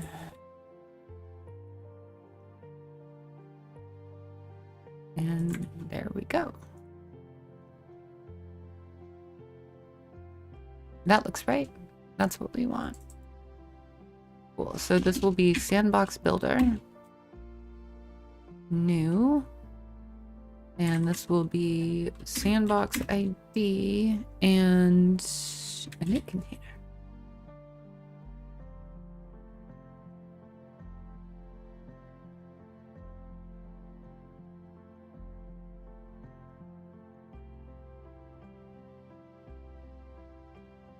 Oops. Sorry.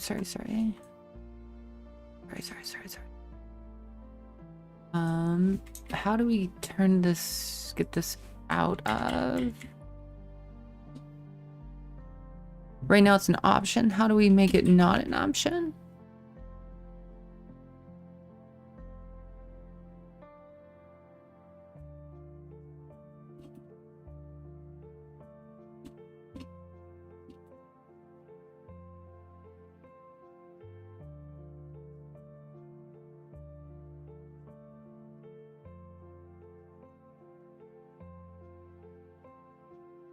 Mm-hmm.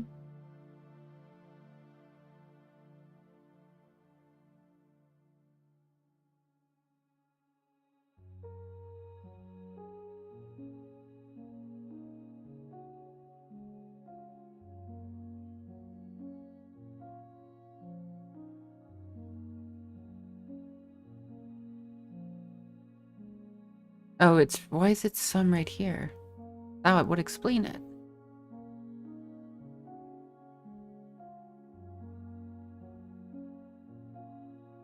That would explain it.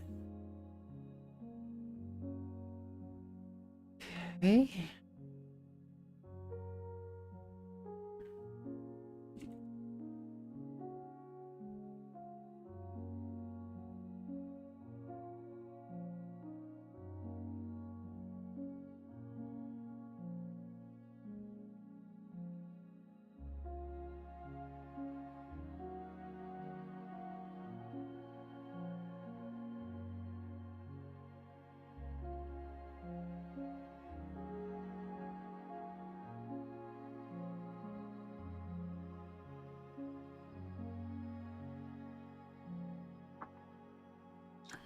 Mm-hmm.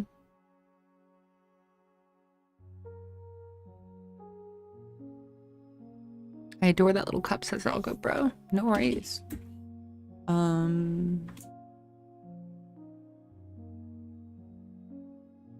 Define the init container startup environment.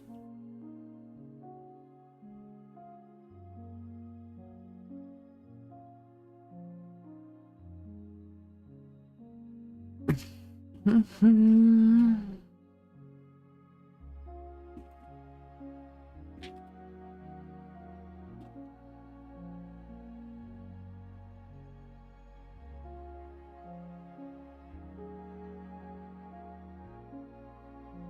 Cool sandbox builder build. So this is getting cleaner. Sandboxes add, sandbox ID clone. The Rust compiler will yell at us here, but this is a decent starting point.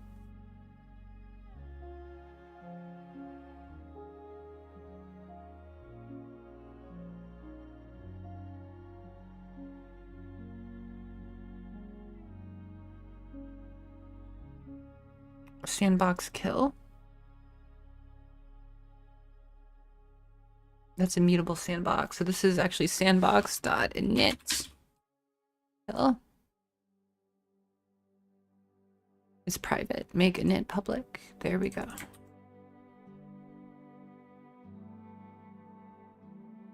And then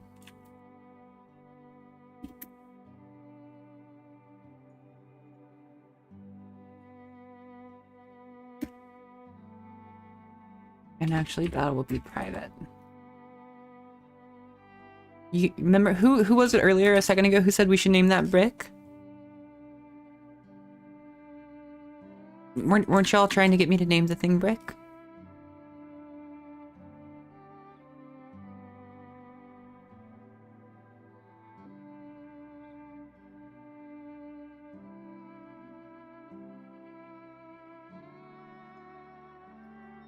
Sandboxes lock. Remove pod sandbox from sandbox ID. It was Veronica Claire, yeah. Veronica Claire, container status. This needs to be mapped more correctly.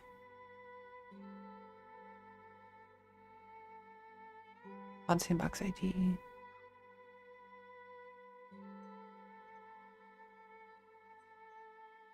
List pod sandboxes. Okay.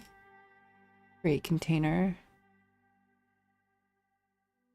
There we go.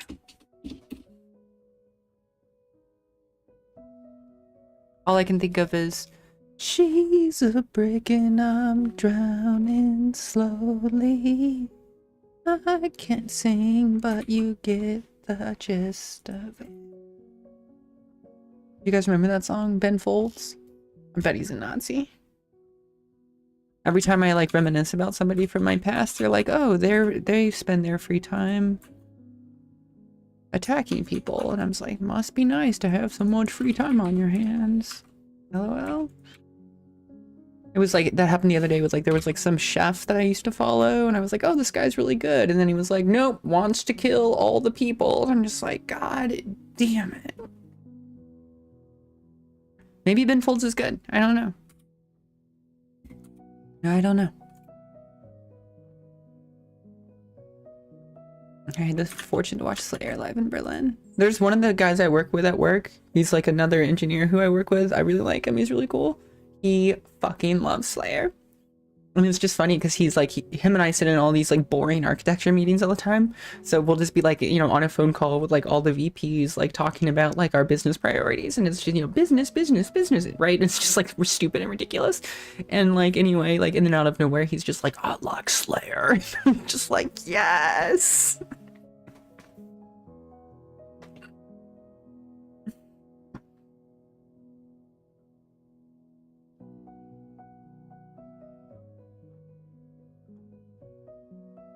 Cool. So start container, remove container, all of these. Cool. All right, so let's go to Aurae and let's see what breaks. Let's let the Rust compiler yell at us for a while. Nothing like a Sunday morning just get yelled at by the Rust compiler. So hopefully, I think we're close. Okay, so let's see, container builder. So this is defined multiple times in runtime service on line 40. We have, this will be fun because we'll actually get this compiling and it'll be really nice. Hopefully we don't run into any problems, but we'll see. So we have lib container builder and lib container source call. Oof.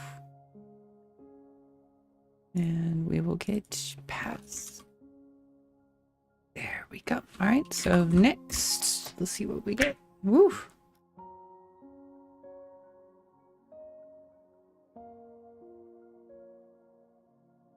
Okay. So we now have lib container. Wait a minute.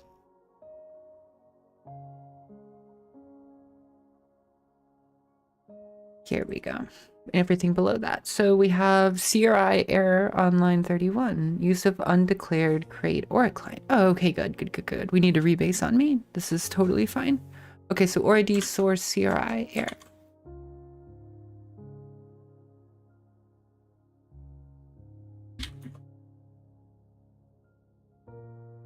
That one's easy.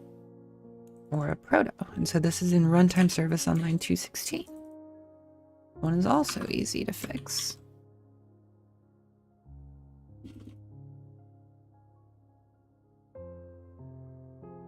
Okay, that one was easy. So as mutable, force struct isn't in the current scope. I see. So this is runtime service on line 161. Let's go see what we got here. We got to be getting the init container out of the newly created sandboxes struct. Init container as mute. Start the init container.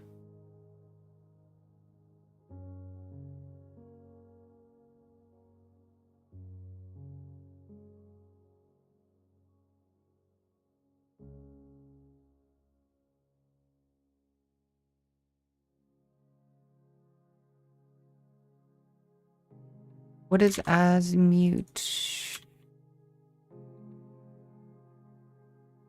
No.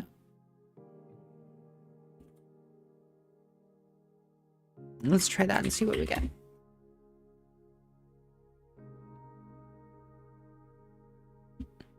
Cool. So error on client note or error client. Use client error. Ah, I see. I see. She's a breaking, I'm drowning slowly.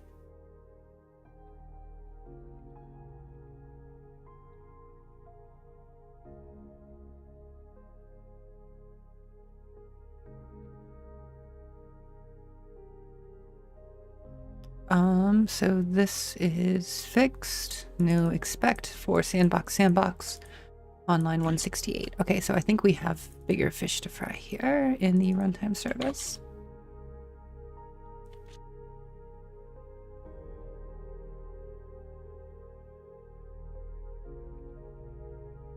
Expect a sandbox.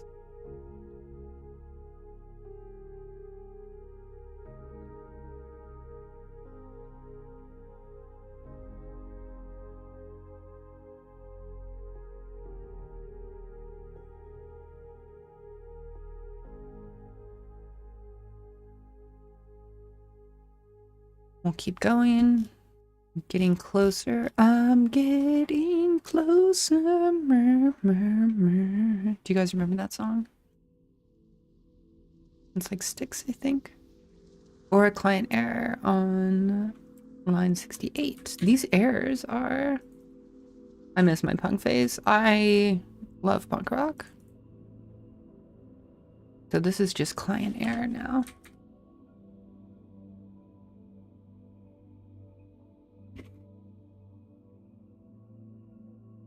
And this is all fuckered up.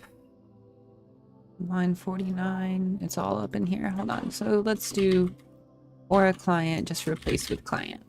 Replace all. There we go. Let's try this again. Get a bunch of space and make Aura ID. Here we go.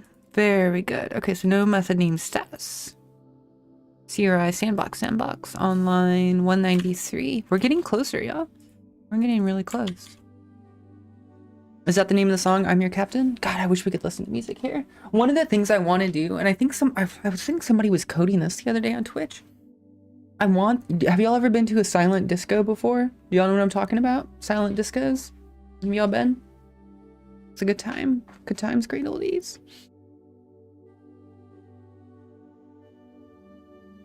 Yeah, it says Faf. Tape or mini disc? I mean, whew, a gentleman would never ask and a lady would never tell, am I right? So this is 193. Sandboxes get container init.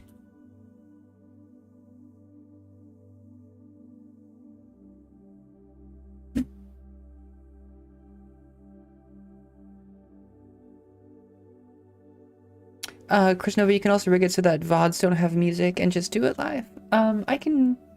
Seems like a lot of folks get past it that way. So I can do that.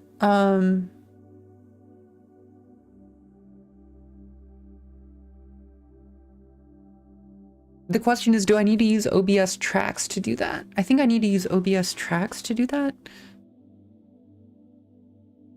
I've kind of looked into it. Anyway, so if we had a silent disco, check this out. What if there was like an audio server, there's like an RTMP stream server that just did audio, and you could play it on your end, and I could just like stream it from here at the house, and I could just broadcast music over it, and all I did was play music. And it just like I could just control the music, and then like we could just like listen to music as a collective while like I streamed. So this is another thing that I really wish we could do. I wish we could have like basically like underground internet radio. So like imagine if I was Twitch streaming and then Faf and Abood could like be the DJ, and then we all just tuned into Faf's stream, and then I could listen to Faf's. But anyway, this doesn't solve the copyright problem because ownership and white people.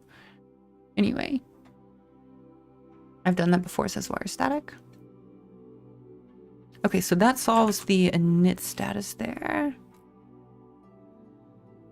This is 210 and 238.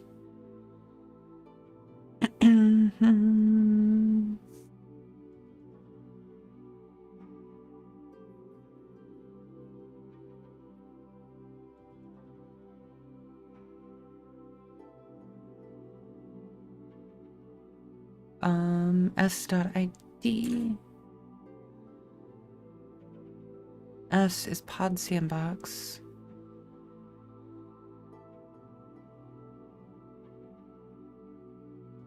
Let's give this a jingle and see what we get. Yeah, DJing on Twitch is fine as long as you don't have VODs. Well, I mean, I'm fine to turn the VODs off. I should probably do that anyway.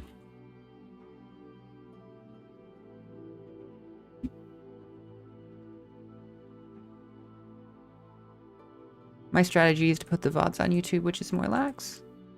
Yeah, I agree.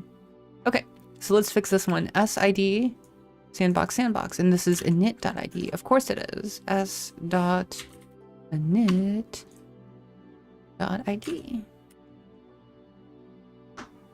I have to mute tracks sometimes. Do you use OBS tracks though? Did you have to like touch OBS to do yours, or how did you do it? Okay. So here we go. Request. Runtime service online 247. We're getting so close to having this thing fucking compiling again, you guys.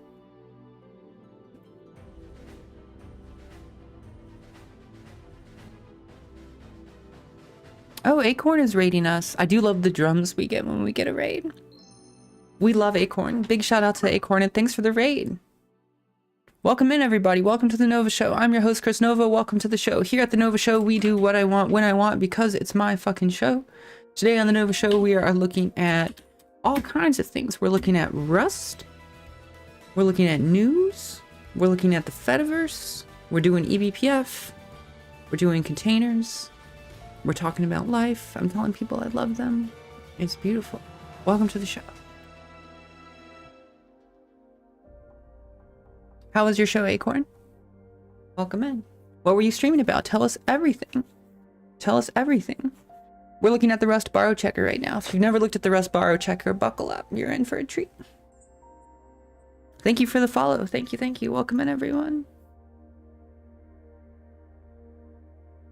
How's it going? Acorn says pretty good. We're working on the Valentine's event and a bit of Redis. I love Redis so much now. Redis is tight. I like Redis. What's your favorite Redis feature? I'm partial to the locks. I love a good Redis lock.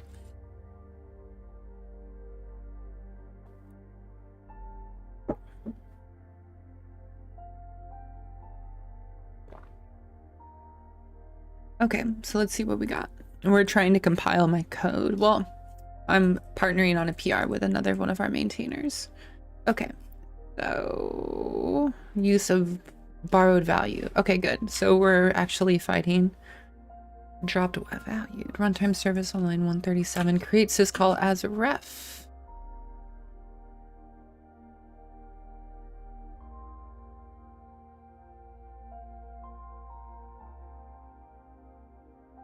I need to borrow it? What is it saying? Convert.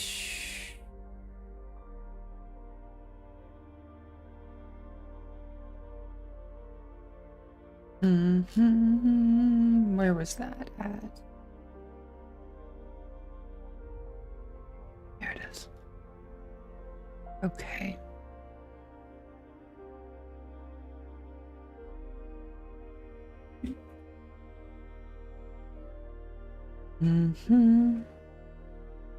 Which is freed while still in use. Borrow later used here. At the end of the statement. So let's do this. We will let syscall equals this, and then we'll pass our syscall in here like such. So now it has a longer scope, so that will address that problem. What else did we have? Sandbox ID is value moved and then borrowed. Of course it is. This right here, if I could screenshot this section. When I gave my Rust talk the other day and I was like, Rust makes you think about memory in ways that other languages don't. That is the example. That's exactly the shit I'm talking about. That is 100% why I love Rust right there. Because I have to think that the way I'm structuring my code, which we all have written Go and Ruby and Python and C and blah, blah, blah. And you know that like you declare a variable at the top of your function and then you use it at the bottom of your function and you're like, that's fine. I don't care about that. I need it at the top. I get an ID and I use it at the bottom because I need the ID at the end of the function. I know every person here has written a million fucking functions like that, and Rust will like slap you in the face and be like, fuck you, you can't. And I love it. And I'm just here for the kinky, like just smack me around because like I love it. I absolutely love it. I want more Rust borrow checker in my life because this is how CVEs happen. This is how your shit gets hacked, right? And so just the fact that it's like, nah, you can't use it. You've already borrowed it. I freaking love it. It is freaking amazing. Chris Nova, you're awesome. Thank you. Rust is cruel but fair. It's like King Xerxes from 300. I am a kind but generous god king, right? Like it's just like very, very intense. Okay. So we have our sandbox ID here. And I am actually going to clone it here. And then on line 168, we also clone it. And let's see what that says. Let's see what that says. This is line 135. Didn't I already fix you on line 135?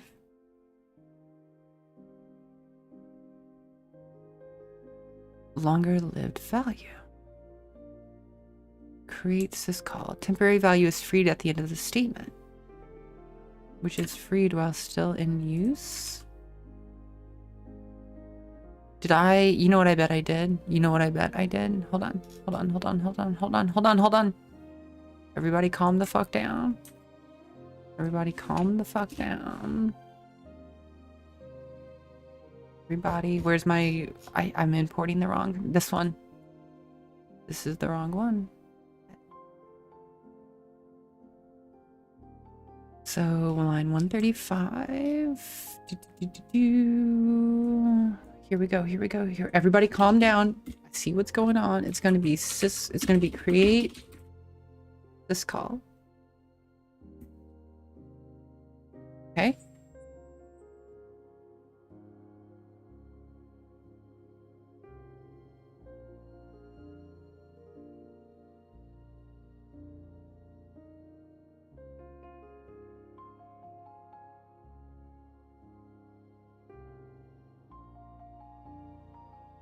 And if that doesn't work, then I have one more. Okay, it's the scope. It's the scope. Okay.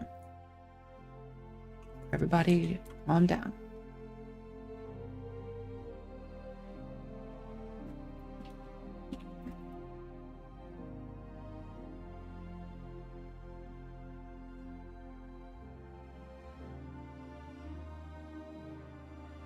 Here we go. Rust scope is so weird, but I love it. This is called... No, really? Are you fucking kidding me? Borrow later used here on line 138. A let binding to create a longer lived value.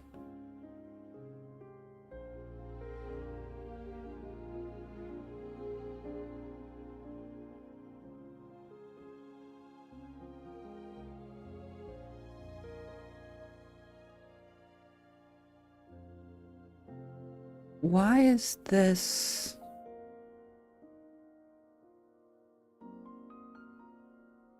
Do I need to do this now?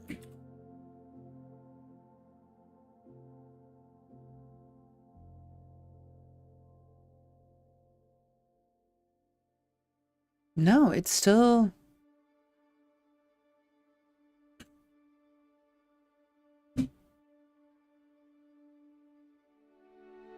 You cannot store a ref if you don't previously store the instance itself. So I think what I'm hearing is we should do this.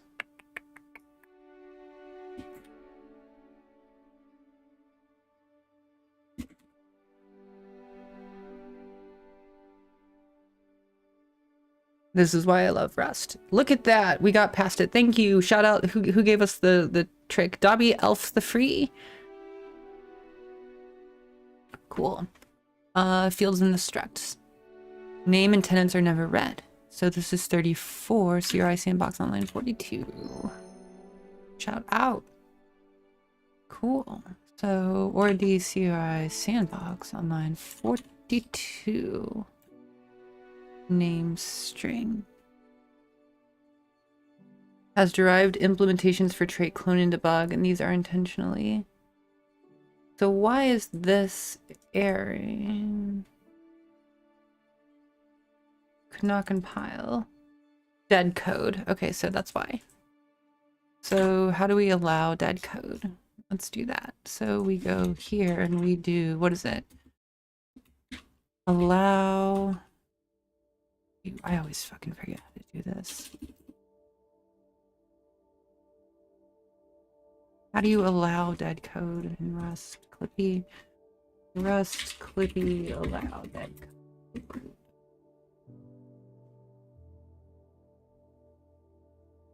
So I think we do allow. No. It's like this. Allow. There we go. Dead code. Then I think we do that. It's such a fucking counterintuitive syntax for me, but that should do it. Make sure we get it. Thank you for the follow, Hawk Hero. Breakfast reminder. I know. I want to get this compiling so I can push it up for DMA. DMA. I love DMA. Do y'all know DMA? He's one of our board members at Nivenly. I fucking love that guy. He's the coolest dude ever. I got to hang out with him at FOSDEM. He's seriously like my new best friend. I love him. He's my favorite person in the whole world.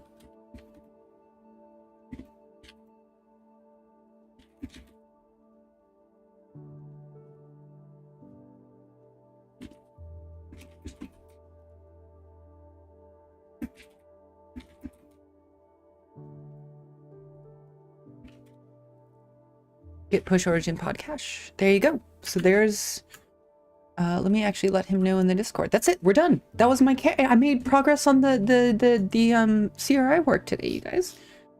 I've been trying to do this for like 2 days and I finally got something done. We're not going to merge a PR, but you know what? I'll take it.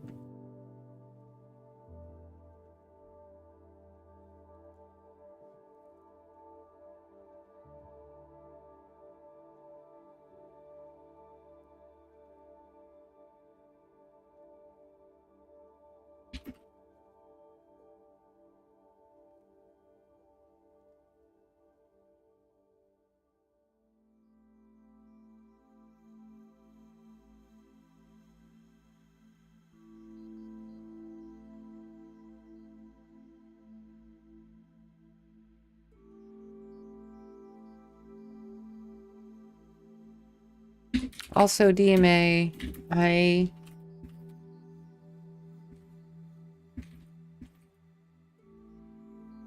the sandbox truck. Okay, so that is up. Awesomeness happening. Cool. So let's make sure we build everything, and let's go look at our PR. And yeah, that is our little update for the morning. So let's see, Aura. Let's pull this up, turn off my thing. Anything else while I got you here? I'm starting to wind down for the day. Any other questions or anything else I can help with while we're all here? Let's make sure I push this. Yeah, implement cache for CRI. And this is now conflicting. Let me rebase this really quick. Let's rebase this. Git pull origin main rebase. So this is in runtime service.rs and cargo.log. Let's go fix this. So we're in runtime service.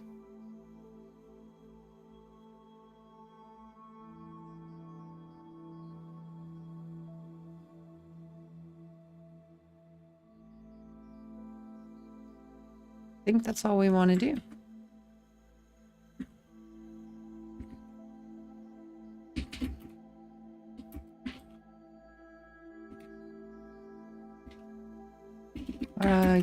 Git add, git rebase continue.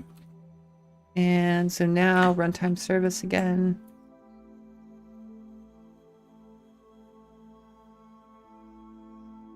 There we go. And let's make sure this builds. We just rebased. I hope I didn't undo anything from main as much as I just think our changes were like outdated or whatever. I think it's fine. Nothing else should really be touching this file as far as I'm concerned.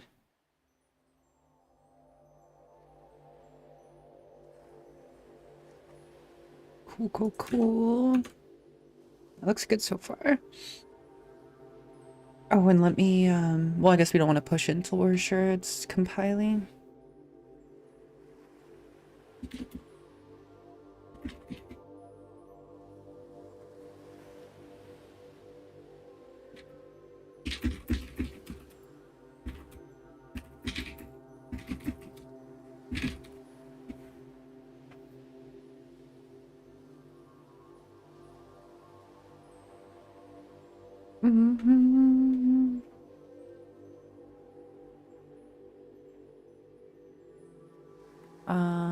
Mark that as red. So we're gonna raid. Who do we want to raid after this?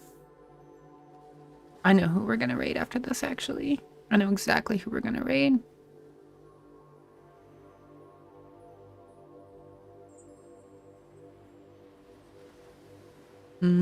Cool, that works. So let's push force. I'll push force there. Cool, and so then let's go look at the PR.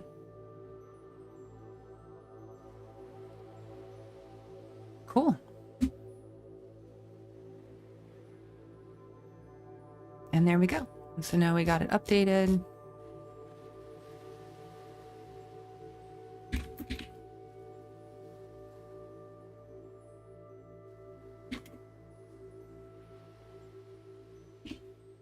Thanks for the nice chill stream. Actually inspired me to get off the sofa and back in front of a computer. Awesome. That's really cool. I'm glad it was helpful. Okay, so we will go to Aura. I'll get this merged in later today. If y'all want to follow along with Aura, you can join the Discord and hang out with us. I'm going to wrap up for today, though. Okay? And it's going to be a wonderful day. And I love you all, and thank you all for hanging out. It's been great. I'll see you all next time. Tell me you love me. Tell me that it was a good stream. Tell me you're gonna tell all your friends to donate to my coffee page. Join the Discord if you're interested in hanging out. Make sure to go drop us a star on GitHub. Those GitHub stars help tell the investors that my project is worth a lot of money. And that means more money for me and my family. So thank you for all that you do, And thanks for hanging out. We're a cool little hacker group, and we love to see you all, and we want to see you more. Thanks to our mods, Orzifan, Faf, Tawny, Gannett, Ascertainment.